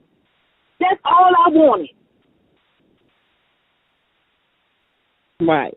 So like all in control. Right. And see, and that's the whole thing. If you listen to the questions Jay is asking, Jay is answering the questions as if he's trying to make it not credible. Just like when he sit there and say that I went to that I was still talking to Rob, and I sit there and went to his concert or whatever. Even when he met me, y'all are my witnesses. Even my cousin is my witness. So you know for a fact, I only went to that concert in hopes of you seeing Jocelyn because Tim was mad and Tim did not show up. That was my only reason. And the whole time during the concert, I was outside talking to Rob, Lord have mercy. I was outside talking to Jay the whole time. I came back to the stand towards the end of the concert. And I know why we went to concert to get to the meet and greet. So yeah. Exactly. And I know why we went to concert to get to the meet and greet. So yeah. Exactly. So that's what I'm saying. That just shows you how Jay is just trying to sabotage because he pissed off at me. If you're telling the truth and your story is legit, why are you using the word sabotage? You can only sabotage something that's made up. He's trying to discredit because, like, he know why I went to that concert because I told him why I went to that concert. And my cousin is a witness because my cousin was there for the concert. Right. And you a witness, too. After we went to the meet and greet, he told me to call him and come to the house. And I felt disgusted. I did not call Rob. I left and went home. Rob called once you come to the house? Yeah. When I went, you remember, you went to go talk to Rob first. And Cash was all, because I was watching, I was like, I know Cash ain't about to try to jump this lady, because I was telling my cousin, I think I'm about to fight Cash. And she was like, what's up, cousin? I said, look how she booted up, like she about to jump Jasmine. Like that. She was like, all right, when you say the word, give me the word. Because I was going to help you fight, because that's the way Cash was standing. And after that, Doobie kept telling me. Called you once you come to the house? No, okay, this is what happened. Doobie was like, you better go speak to Rob or whatever, because Rob see you over there, and Rob is looking at you wondering why you're not speaking to him. So to not make it look suspicious, for me, every time I go to Rob's shows and I'm in the meet and greet, I'm always by Rob. So basically, I'm like, okay, I got to play this shit off. Let me go speak to him so it don't look suspicious that I brought you to the concert. Right. So I went up there and spoke to him. I was like, hey, how you doing? He was like, hey, baby, you've been acting funny. I said, no. He was like, well, I miss you. He was like, well, call me when you leave here so you come to the house. I said, okay. And I stepped back down, and I felt disgusted because I had gave him a hug because he gave me a hug, and I felt like disgusted. And I got back up. I said, well, I'm about to go. He said, all right, baby girl, make sure you give Daddy a call. And I said, okay. And I left. I never called Rob. My team is Yeah. funny. The next time Rob texted me was in May when he asked me if I'm ready to redeem myself. And I'm like, what the fuck is this? Is that what Kitty? Is that around the time with Kitty? He messaged Kitty too. And Yeah. Right, because remember, I think he was telling her to come to a show or something, and she was saying that the only way she'll go to the show is if I go. Or whatever. And I was like, I'm not going back to that shit. Like, oh, hell no. I got out for a reason. That shit ain't cool. You bagged my car up. So she was talking about going. Okay, yeah, I remember that. Yeah, and he texted me and was like, are you ready to redeem yourself? And I was like, what the fuck is this shit?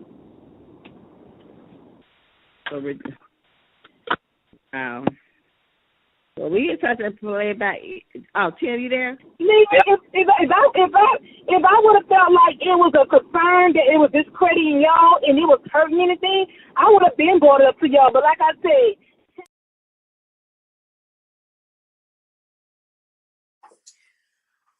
Okay. We're back, y'all. We are back. We are back, and we're in effect. We've lubricated. And once again, this is when Tox and Tim were cool. So, like I said, this week I will get her on to rebuttal her stance now. Parched throats after Asante just snatched our souls with that statement from 2017. Okay, now I am here to ask you a series of questions. Mm-hmm. And I first want to get started with the root of what is going on, because the root of this entire thing, the nucleus of it, is Joycelyn Savage, your daughter. You're right. And everything else, as far as the Lifetime film, or docuseries, as far as Jay, Asanteera, all of those things are byproducts of this situation that you and your wife brought to light, Joycelyn Savage, right, about your daughter Joycelyn. Right. So just for those who were wondering, I get a lot of questions all the time on my channel where people are wondering what made them supposedly introduce, give, or allow her to interact with R. Kelly in the first place, knowing the industry, knowing that it's been years and years of just issues with the industry, especially when it comes to sex, drugs, money, and stuff like that. Right. Well, what it was, we had 2 boutiques here in Georgia. J Savage Collections. That's the reason why the YouTube page is named J Savage Collections. Joycelyn is a musician. Jalen is also, they both sing, they both do a lot, they got a lot of talent. They've been having it since they was kids, probably 5 and 3 years old. I have old tapes back in the day. You probably look at the YouTube channels and look at some other stuff that's out there about them. When they was 5 and 3, they was in commercials and everything else. So we moved from Memphis to Georgia. Okay. I'm just painting that little picture. And then we turn around and we open up 2 boutiques here in Georgia. R. Kelly's manager came to his ex-girlfriend was in our Old National store. I don't know if you know about Georgia, but Old National store, and I was at the Buckhead store. We had 2 stores, and so they was there, and the lady said she liked how Joycelyn sang. R. Kelly was having a concert that night, but she didn't go to that particular concert that night. So she said, I know somebody that's connected with Sony and Robert. And she said, I can get you in with Sony, but, Robert will probably have to be the person who orchestrated and put everything together, because he's a great musician. He's a great singer. He is a great singer. So at that time, I said, well, my wife was saying this because I never met him. So my wife said, okay, let's see if we can put something together. Because we're business people. We own boutiques. We've owned clothing stores, restaurants, everything. Okay. So she said, let's put something together. So he flew my wife out, and Joycelyn and Joycelyn out on the West Coast to a concert. It was definitely professionally done. Okay. Shura Mack. So it was through his team and not through just him. Right. It was through his team. Okay. Shura Mack was his per se manager, coordinator. She's done a professional job of that. But I think that at that point, we got there. When they got there, they was greeted backstage, to my knowledge, because I wasn't there. But to my knowledge, they was greeted backstage. He had everything set up for him, car service, everything. Him and my wife. And They talked for hours backstage after the concert. They talked for hours with the goal of what? They talked for hours ago of her getting what she needed to do about her stamina, far as in the record business, far as to exercise, far as to make sure that she do what she's supposed to do in the industry, far as to get signed with Sony. Okay. So that's how that came about.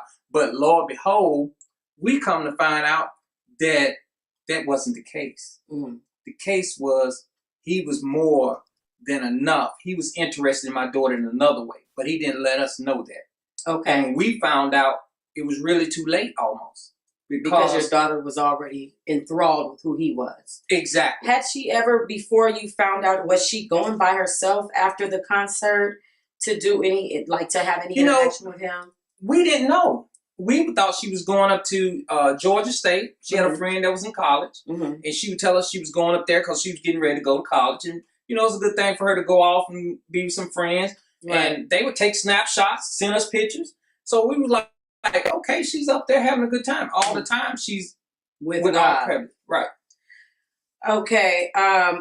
Well, Joycelyn, I noticed this is making your wife physically sick. I did see the BBC edition. This is making Jocelyn physically sick. How is she reacting to the fact that Joycelyn is in a place where she's not communicating?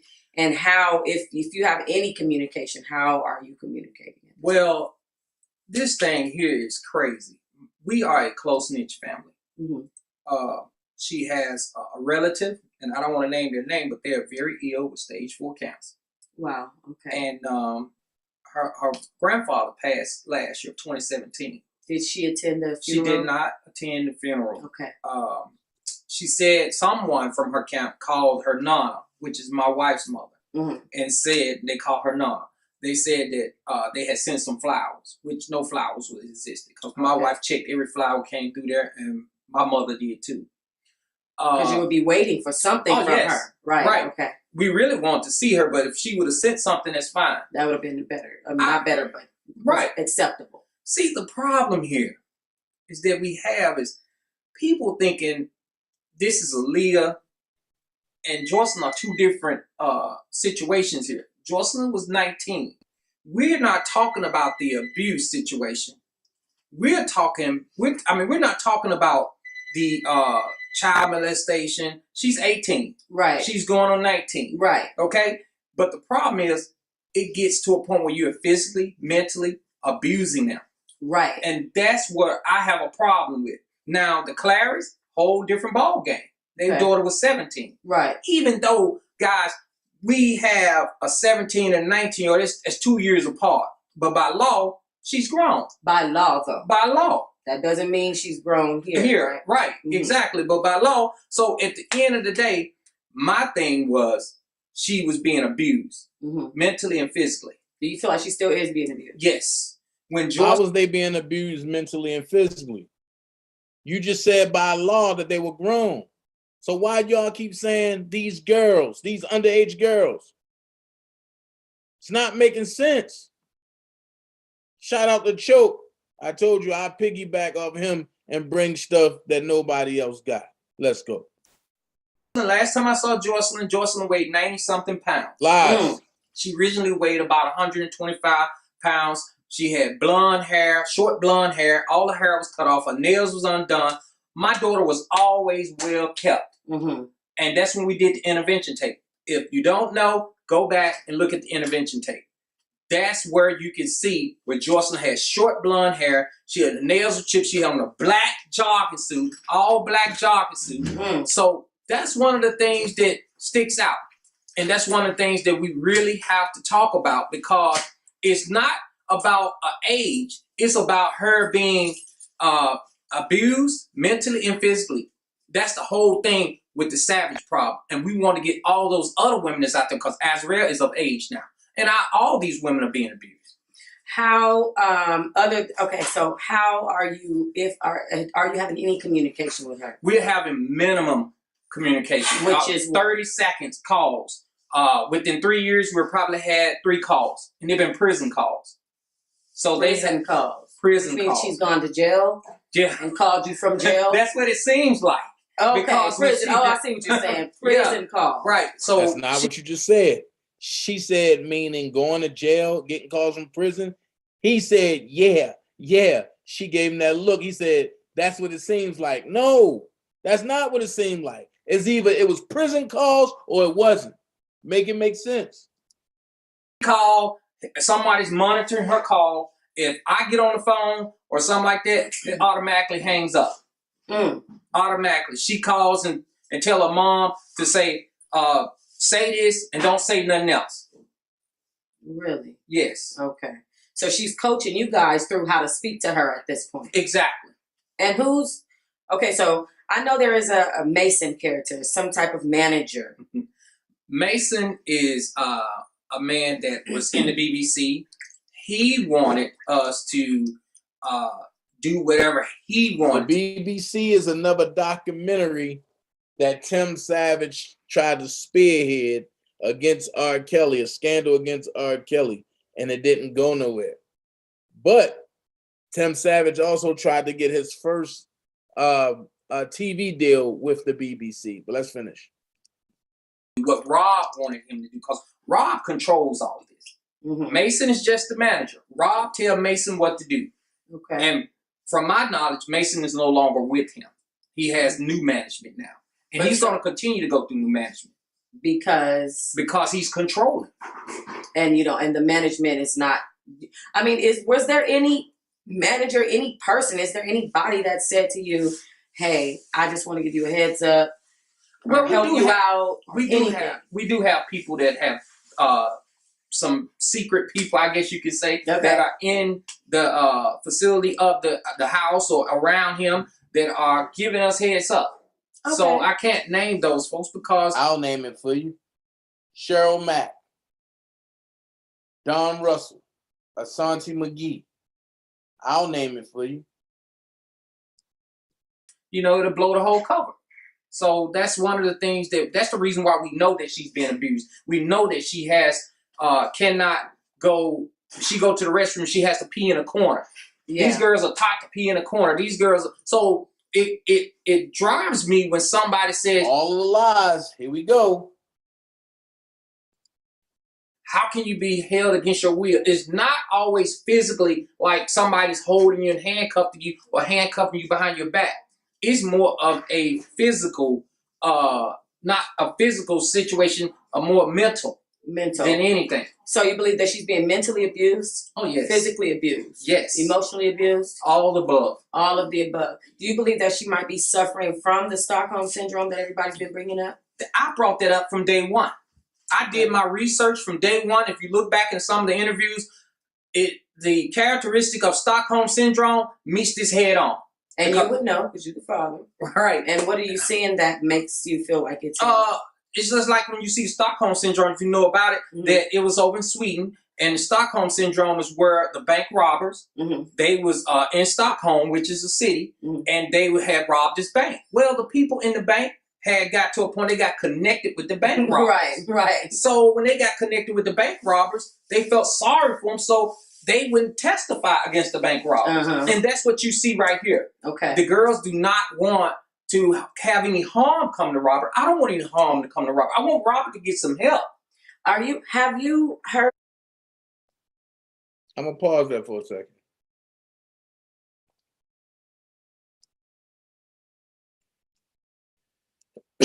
For the new people who don't know, Stockholm Syndrome. Stockholm Syndrome is a condition in which hostages develop a psychological bond with their captors during captivity. Stockholm Syndrome results from a rather specific set of circumstances, namely the power imbalances contained in hostage-taking, kidnapping, and abusive relationships. Therefore, it is difficult to find a large number of people who experience Stockholm Syndrome to conduct studies with any sort of power. This makes it hard to determine trends in the development and effects of the condition.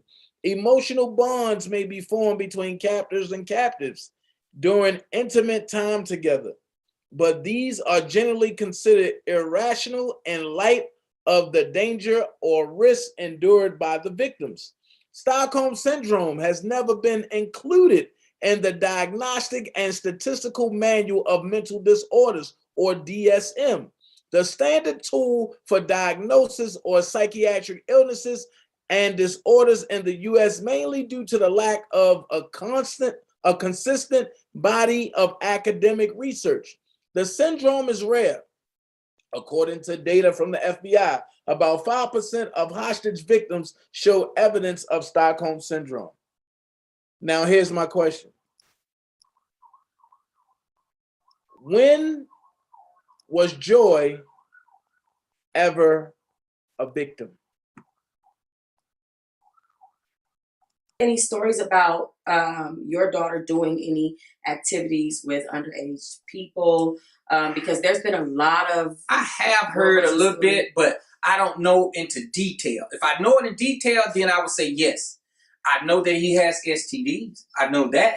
But I don't know exactly what type of sexual... Tim, how do you know he got STDs and the doctor ain't even know he had STDs? What the hell is going on? Let's finish. Nature she's dealing with, far as is she doing something with minors or not, I don't know that in detail. If I know something that she is doing something with minors, I will speak on it. But right now, I don't know. Okay, now this is a hard question. It's actually hard for me to ask you as a father. No worries. There are rumors that Jocelyn and R. Kelly have HIV, that the girls that are dealing with him, he's transmitted diseases such as herpes and HIV and stuff like that too. And so that's why they're choosing to stay with him. They would prefer to live a normal life as they can.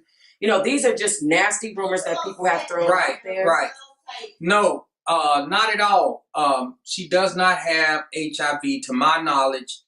Okay. She does have an STD to my knowledge, but she does not have HIV. Let's set the record straight. So that's one thing I can say, that she does not have HIV. And that's the most important. Wait, how you going to say that she have a STD and you said she don't talk to you? So Asante told you that she had an STD? Wait. Oh, okay. Thing. When she comes home, we want to make sure she goes to the hospital, get checked out, and get all the 3 things checked out. Make sure she's mentally and healthy and physically fine. That's the reason why we need to see her. Absolutely. I totally agree. If not just for the sake of just knowing who your daughter is. Right. I mean, there's no reason why, you know, there doesn't need to be another reason. Right. But what do you know about what medically she's doing now? Is because in the book I heard that he had doctors making house calls so they wouldn't have to go to the doctor and the outside sources so that other people wouldn't see it. Right. No, that's not really all the case. Sometimes people put things into a book, but he do have doctors come in and treat them because they can't go to a physician and say, I need to be treated for this and need to be treated for that. So that's the case. He do have doctors come in and treat them. Okay, let's get into this Asante character. Now, Asante McGee is going to be on Lifetime. Right. And she was connected with Jocelyn at one point, or no? Yeah, she was connected. That's the reason why Shanti came out, because she saw these girls on a bus and said, these girls remind me of my daughter. You know, she's 38 years old, and she's got a daughter that's close to Jocelyn's age, or maybe 4 or 5, maybe 3 or 4 years younger. And she felt like that, you know, she need to let me and Jocelyn know that this is the problem and it need to be addressed. So she came forth and talked to us. So we applaud her for that. I really do. I applaud her. So you're not at no point where you upset, like, girl, you are 30-something years old and my child is really young. She was really young, because 19 is young. I remember when I was 19 and I was a totally different person at 20. But you know what? My thing is, I was more concerned about my child. I could care less about how old Shanti was at the time. My thing was to see my child, because Ashanti was helping me see my child and find out what's going on with her and find out what's going on in that house. Okay. So I can't be upset with her about what she had going on with Rob. What I can say is I just wanted to make sure that my child is fine. That's the most important thing we want to do. Now, she had mentioned something about she was going to jump in for Jocelyn. Can you really explain their relationship for us and how they got to this point where she feels like she wants to protect her? Well, at the actual R. Kelly concert, Jocelyn was there, and she was there to confront Rob. And at the same time, Ashanti was there to actually, get her in there, put her in a situation where she can talk to Rob. So she had some people that she called upon to help Jocelyn get backstage where Jocelyn can confront Rob. At that time, I couldn't go because, first of all, I got a 12-year-old, and also it would have been very noticeable if I'd been there because my face would have been all over the place. So I did not show up. But Jocelyn did get a chance to confront him. Which at that time it was Dawn that's Russell. the whole purpose of her going to the concert. It wasn't to go and see Rob concert. It was going to confront him about our daughter and see what was going on with our daughter. So I just interviewed Jay. When Jay says that Asante still went to R. Kelly's concerts, number one, Asante said he was with her. Exactly. You heard it on the tape. And number two, she went for the purpose of placing your wife in a situation with R. Kelly. Exactly right. Okay. So now we see ways in which Asante became important in you guys' lives. Right. So after that, you guys went on the news. What became the role? And then I know for sure you guys are not dealing with each other. Well, the thing is, it's a lot of confusion. You had a lot of girls. Ashanti went to the police. She went to the FBI. Every girl went to the FBI besides Kitty Jones.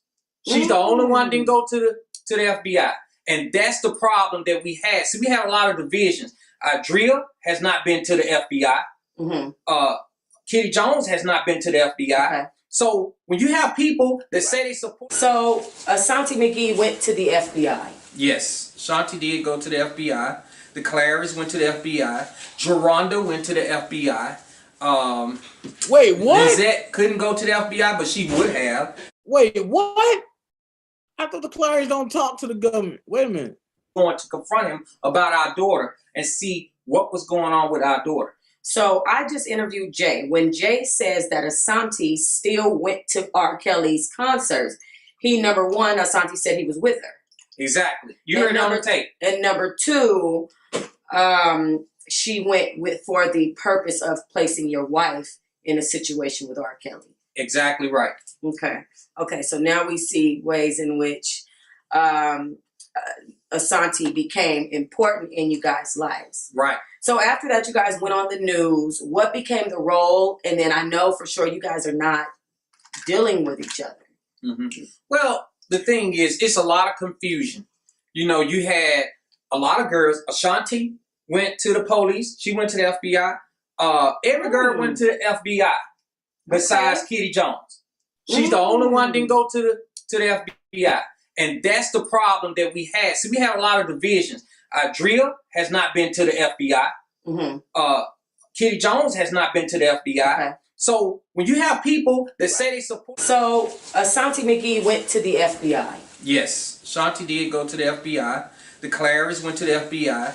Geronda went to the FBI. Lizette couldn't go to the FBI, but she would have. The young lady in Florida.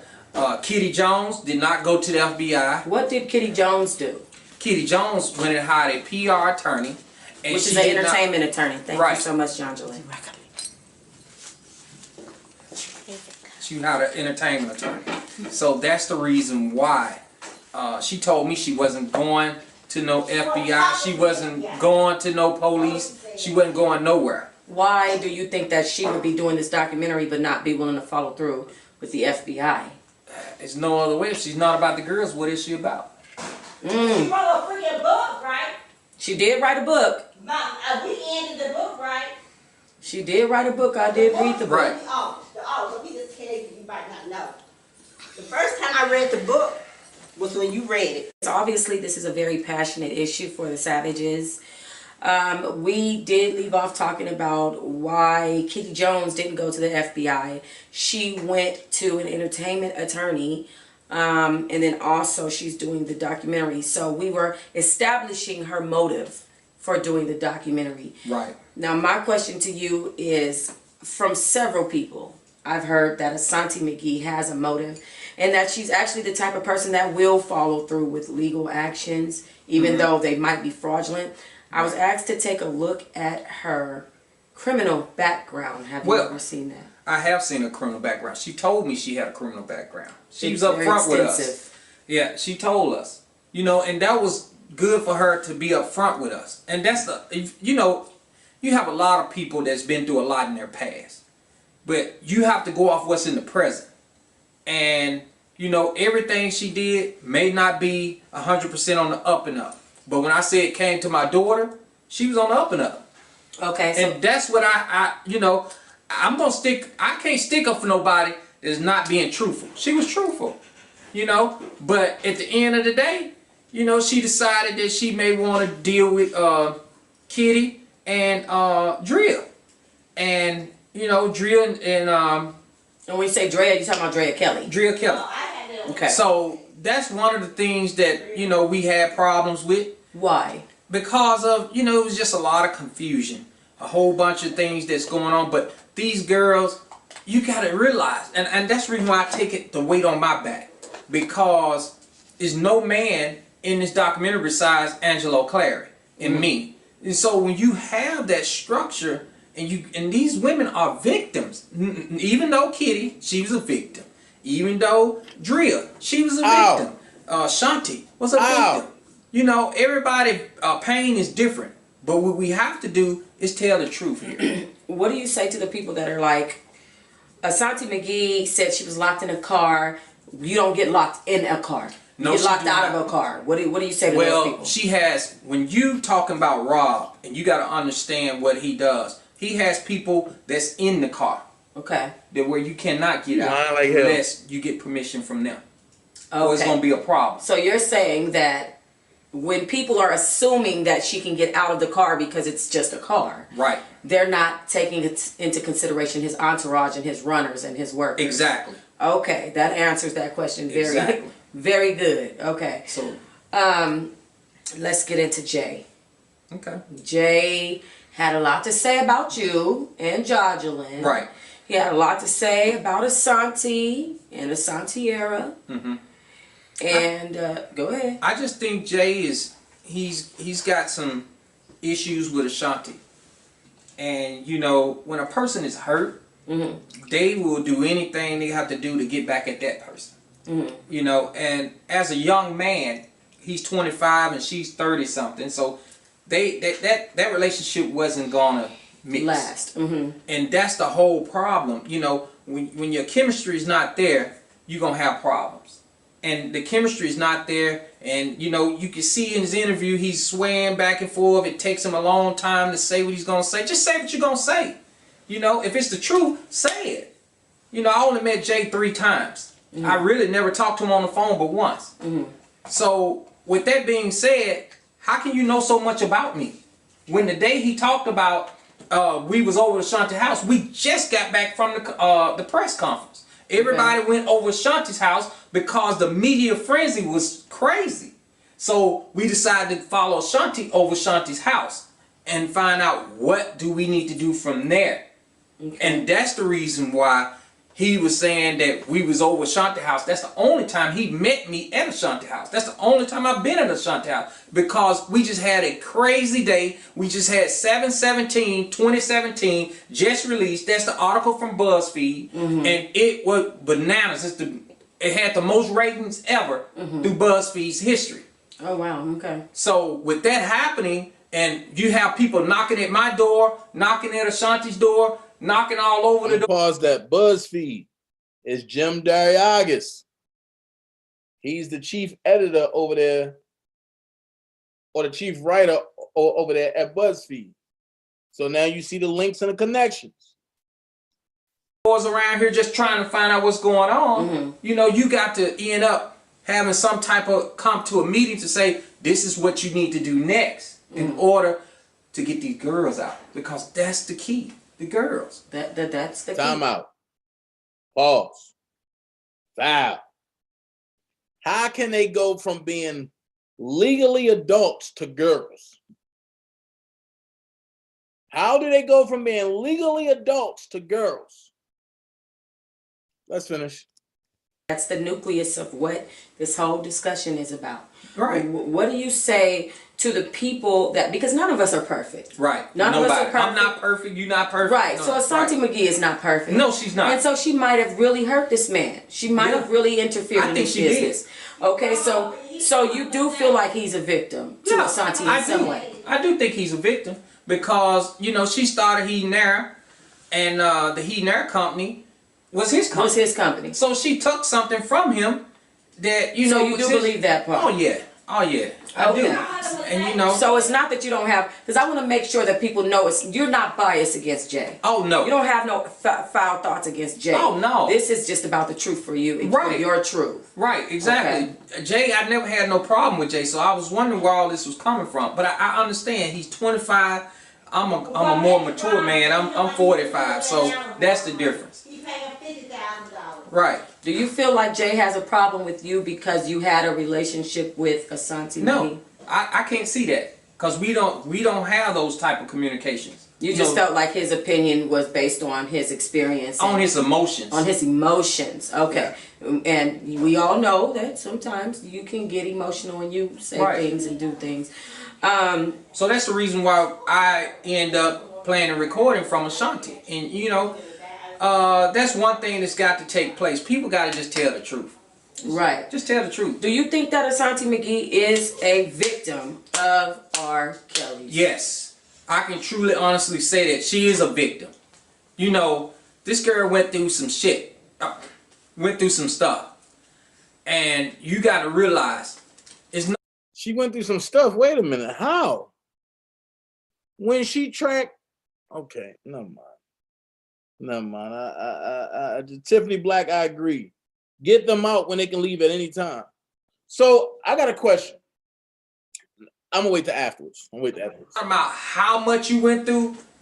If you was shot, that means you got shot. If she was present with R. Kelly and went through some things with R. Kelly, and she was present with my daughter, and no matter how much time she was there, she's a victim. My thing is, she went to the authorities. She went to the FBI. People.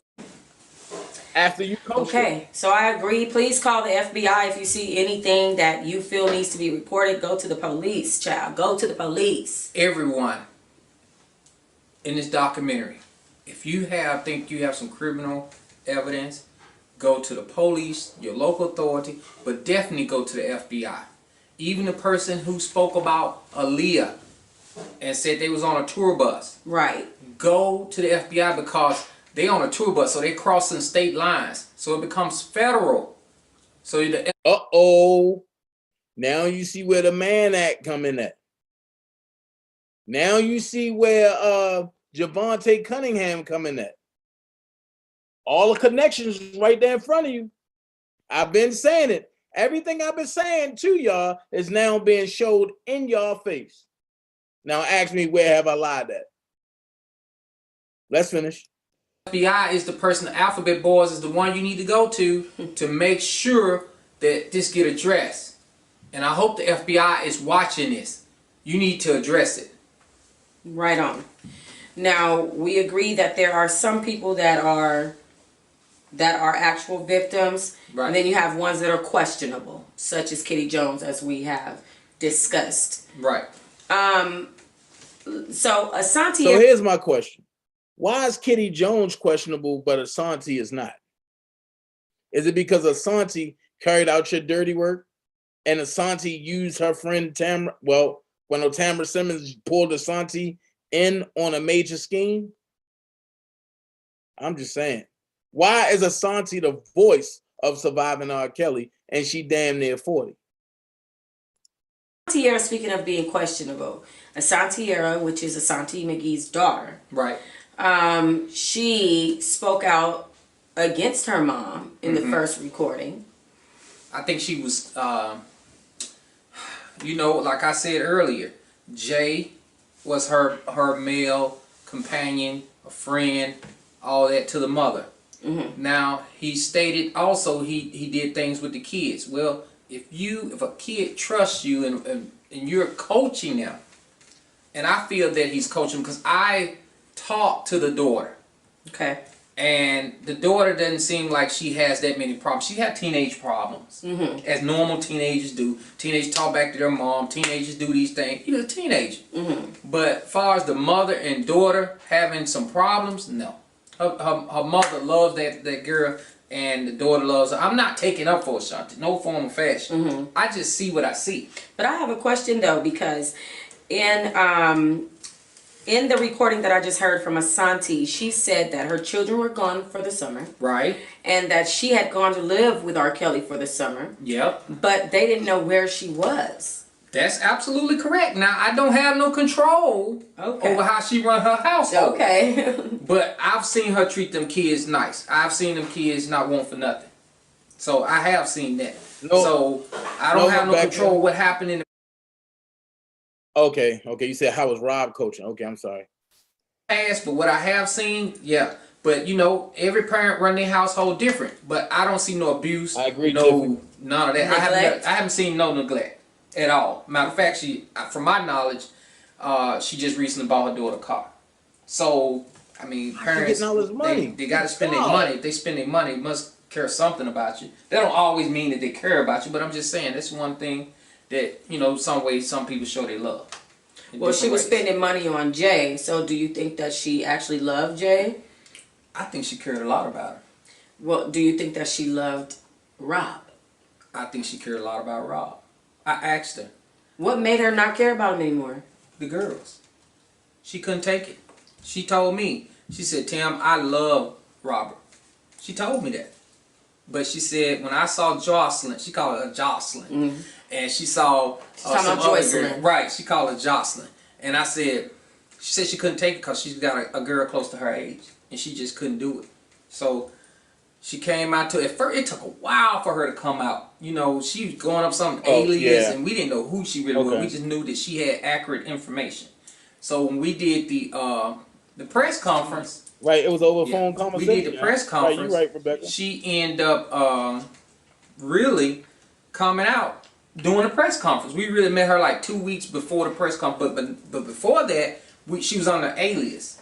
She just had this accent, not southern, but it was like a Louisiana accent. I'm gonna show y'all the alias. So I'm thankful she came out. She helped us out a lot in that area, but she has some things she got to work on as well. Absolutely, I absolutely agree. I think you should end it and start. So, you feel like the reason why Asantiera is now changing her story is because Jay kind of coached her through it? Well, I think he kind of, but I think at the end of the day, if a child is mad at their parents, they would say almost anything. Mad about what? I don't know what she was mad at, but I heard from previous sources in the tape that she was mad about something. What up, now, bro? do I know what that is? I don't know. But that's what was said. Now, it's just going on with Jay, that whole family situation, you know, I don't know what in the world was going on with them, but I just know she had to mistreat them kids. What do you say about Jay's family, who claimed that every time Asante came around, or Jay claimed that every time Asante came around his family, she would be talking about R. Kelly. She was obsessed. What do you say? She was obsessed with R. Kelly. She was. She chased after R. Kelly. I agree with that. She stalked him. I agree with that too. She made sure she stayed in communication with R. Kelly. I agree with that too, until she got in touch, until she saw Jocelyn. My daughter, she called her Jocelyn. And what made her feel that way when she saw Jocelyn? Because there are other women. I do not know. I don't have a clue. And then Jocelyn is an adult, as you said. So what's making her feel that way? Jocelyn is an adult, but Jocelyn is not an adult. Right. Her mindset is of a younger person. So you think that's what she saw? Yeah. Do you think that doing this and making sure, because I just want to say that the Savages have done just a wonderful job of keeping this alive for their child and not allowing it to die down as so much other things do. But I just want to know, in doing all of this and coming out like this, do you feel like this is somehow maybe isolating your daughter even more? And if so, why are you willing to do that? It could be isolating my daughter more. I don't know all the specifics, but what I can say, a father and a mother is going to fight for their kids. They're going to do whatever it takes to make sure their girl is safe and out of harm's way. I want y'all to remember that phrase. A father and a mother going to fight for their kids. I want y'all to remember this, because when I do part 2 tomorrow, I'm going to show you something different. There are other women. I do not know. I don't have and then a clue. Joycelyn is an adult, as you said. So what's Right. making her feel I think that Joycelyn is an adult, but Joycelyn is not an adult. Right. Her mindset is of a younger person. So you think that's what she saw? Yeah. Do you think that doing this and making sure, because I just want to say that the Savages have done just a wonderful job of keeping this alive for their child and not allowing it to die down as so much other things do. But I just want to know, in doing all of this and coming out like this, do you feel like this is somehow maybe isolating your daughter even more? And if so, why are you willing to do that? It could be isolating my daughter more. I don't know all the specifics, but what I can say, a father and a mother is going to fight for their kids. They're going to do whatever it takes to make sure their girl is safe and out of harm's way. Only thing Joycelyn has to do is come and see her parents or call her parents. When a child cannot reach out and just pick up the phone, if she has a phone, if she's looking at a phone, why not dial the number? It's been Does 2 she years. want to dial Why she I hope so, because in my past, all my girls are treated as queens. I've seen your daughters and they are absolutely beautiful. They seem like they have enough freedom to live normal lives, and they live in a beautiful home. The mom is gorgeous, very nice woman. I mean, I don't understand why she would not want to, other than... It's this Stockholm Syndrome. She's just been brainwashed to a degree. You know, Joycelyn is if you tell Joycelyn the sky is blue, the sky is blue. You know, and if he tells Joycelyn anything that he want Joycelyn to say, just like on TMZ video, she'll say it. So when she said things on the TMZ video, I knew that was Rob, because I know my daughter. You know, my daughter loves me. I loves her. But when I see certain words come out of her mouth, I know that's not her. Because I raised her from a baby. I love you. Just that simple. What do you say about these books? Let's talk about these books. These books. These books are, there are people that are accusing these women of banding together writing the books. They're saying that R. Kelly's writing the books. I've said R. Kelly writing some of the books. So, I think that the women is a therapeutic thing that they need to write books. I think it's healthy for them to write books. I think that some people just need to go to the authorities and express what's in the book to the authorities. That's what I don't care about them writing millions of books. I don't care who get a TV show. I don't care what all that. What I do care about is them going to the authorities and expressing what's in that book to the authorities, so we can have it on black and white, and then we can move forward. Absolutely. Is there anything else that you just want to say in regards to what Jay said? Because I know at the beginning of this, or your last video, or at the beginning of this video, this was about what Jay said about you and in regards to Ashanti McGee. Well, I think Jay is a young guy. I think that as he get older, he'll get more experience on what he need to say and what not he need to say, and speak the truth. I think he need to handle his personal life with Ashanti. I just can't take no more. I ain't gonna lie to you. But the connection, when Cash Howard was making sure that Ashanti talked to the Savages, that wasn't enough for Ashanti. So what she did was she took the Instagram and created a post called 97 Baby Girl to go after the Clarys to bring them out, because like I told y'all, they couldn't get Surviving R. Kelly off the ground because they didn't have nobody that looked young enough. So they had to get Azriel to look young enough. and the Clarys had to be on board. So how you do it? You throw this out there. And Asante was dropping so many lies. And that's what drew, that's what drew the Clarys' attention. So many lies.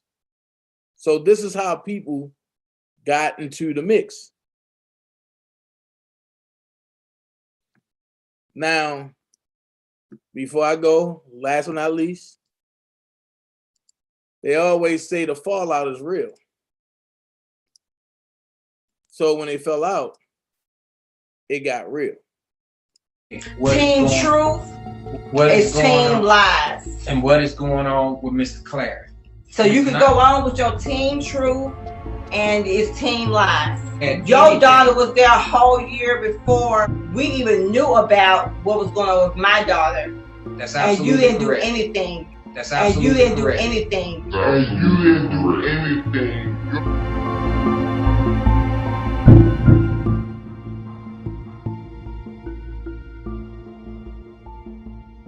Their parents are cowards. I'm calling it like it is. They are cowards. And if they don't want to come forth, I'm calling them out.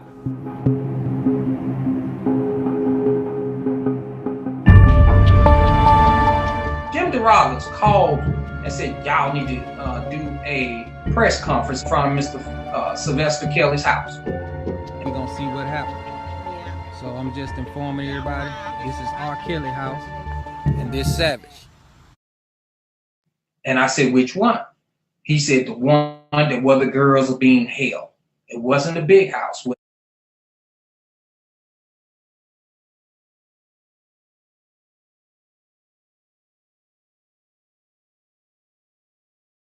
So we went to the house. Whether Miss Kelly was there or not, we didn't know. But we was on the point of trying to see where those girls was, and we was going to hold a press conference in front of his front yard. It was me, my wife, and my two girls, and you had Ashanti there and her boyfriend. Asante McGee, this woman right here with the braids, now that's her boyfriend behind her, and that they actually coached her on what to say and how to say it. And when you watch the press conference, guys, it does appear that Joycelyn Savage's father is coaching her on what to say. Now, Mr. Clary was supposed to have been there. Mr. Clary wasn't there. I talked to Mr. Clary when I got back to the house, and Mr. Clary was doing some things on Twitter. He didn't come to the press conference.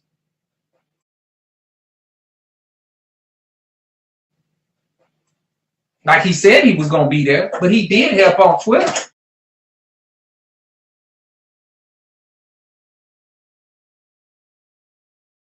And your daughter was there a whole year before we even knew about what was going on with my daughter. That's absolutely correct. And you didn't correct. do anything.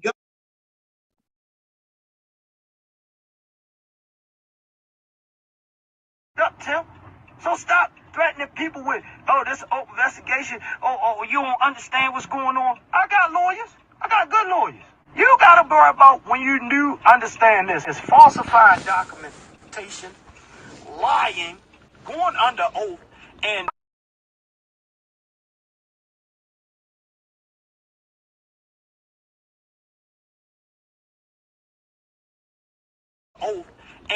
I could keep naming the shit that probably gonna come back. Or go have a conversation with Greg. Tell him get ready for the wrath, cause y'all got a lot of defamation of characters and disrespect and threats. Tell him you got all types of threats. So, but then they put up this now that I better be careful and keep the savages. They gonna drop the tapes. Please drop the tapes, and I'm gonna show you the difference between me and everybody else. I'm gonna show you that recording somebody in the state of Atlanta, Georgia, is not legal. So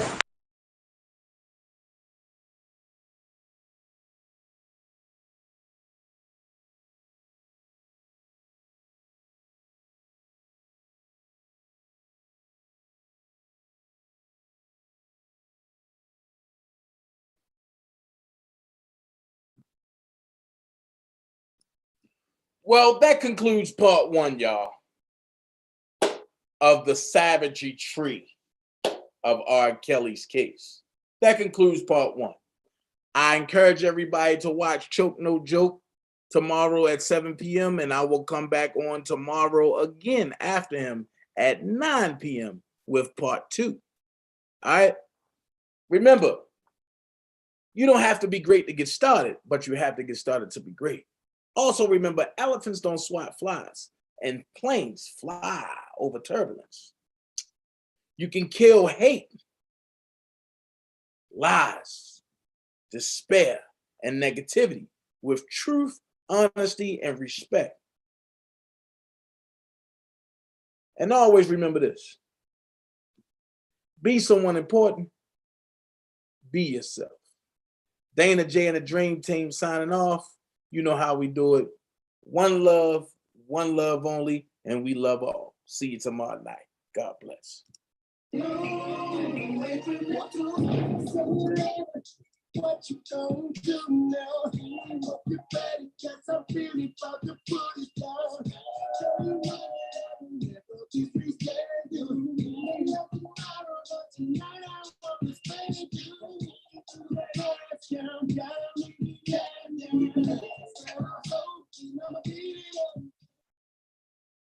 I don't like to waste time on stupid conversation. There's no profit in that. So if I'm around people that are always complaining with no solutions, then I'm wasting real estate in my brain for what I need to project. What I project in my brain is what I project in my reality. So that real estate only has to be for evolution, things that are going to help me get where I got to go. You understand? Help me evolve. So if my conversation with you makes me stagnate, we don't have too much conversation either. I have no time for this stupid ass conversation. Let's party a little bit. Get the bag. Y'all niggas know what it is. You know we get the bag. And you know we get the bag. And you know I get the bag. We get the bag. Look at the whip. Check out the wrist. Check out the wrist. Walk in the car. Already lit. Got niggas on way. Hold up. Got bitches on go. Come on. Thank you so much.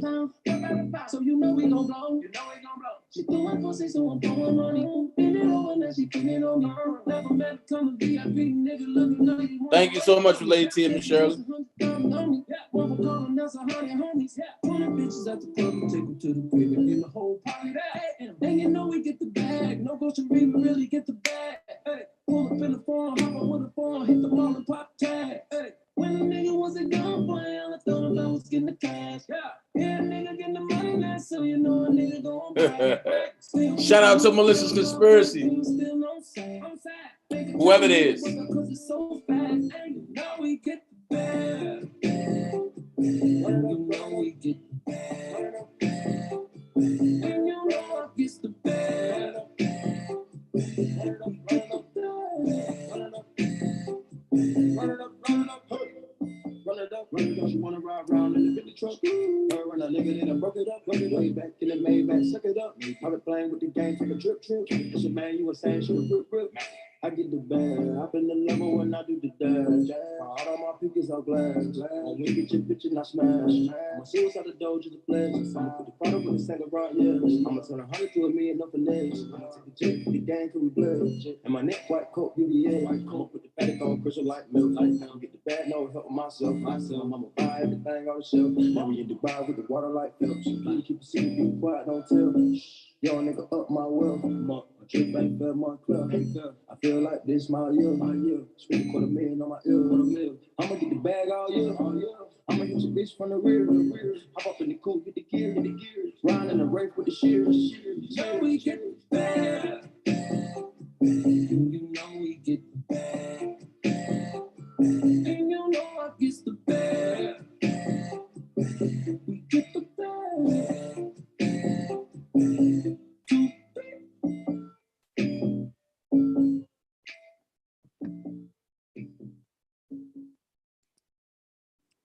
Hey, so if you're looking for a platform that's for us, by us, and designed by us, come to www.wegotUps.com. Tell them, Q. Yeah, what's up? This your homeboy Ice Cube. You know what it is, the West Coast Warlord, the Grand Wizard. Don Mega is in the house. Now check this out. I'm inviting you to join the official Black People Social Network. WeGotUps.com. That's WeGotUps.com. 100% Black owned, man. I see you here, boys. I see you. You out there doing it, man. And as we say in the Big Three League, we got ups, baby. So WeGotUps.com. Check it out, man. You know what I mean? Obviously, Black people, we definitely need to socialize, get together, figure out this system we all going through. So, WeGotUps.com promises to be that place. Like I said, Black owned. Gotta love it. And, willing to make sure that you guys make a social connection. So WeGotUps.com, from your homeboy Ice Cube. Got to throw up the dub, for that. You know what I'm saying? And hey man, official Black People Social Network. I get it. Don't worry about it. Just join, man. Join the official Black People Social Network. WeGotUps.com. WeGotUps.com, man. That's easy, man. We got ups, baby. We got ups. Your homeboy Ice Cube, and I'm out. Throwing up the dub, but we got ups, man. Check it out. And don't forget, when you decide to come over, hit me up. Official DanaJay. Nothing but content. And check out my friends over there. We all got content. For us, by us, to us. Be blessed.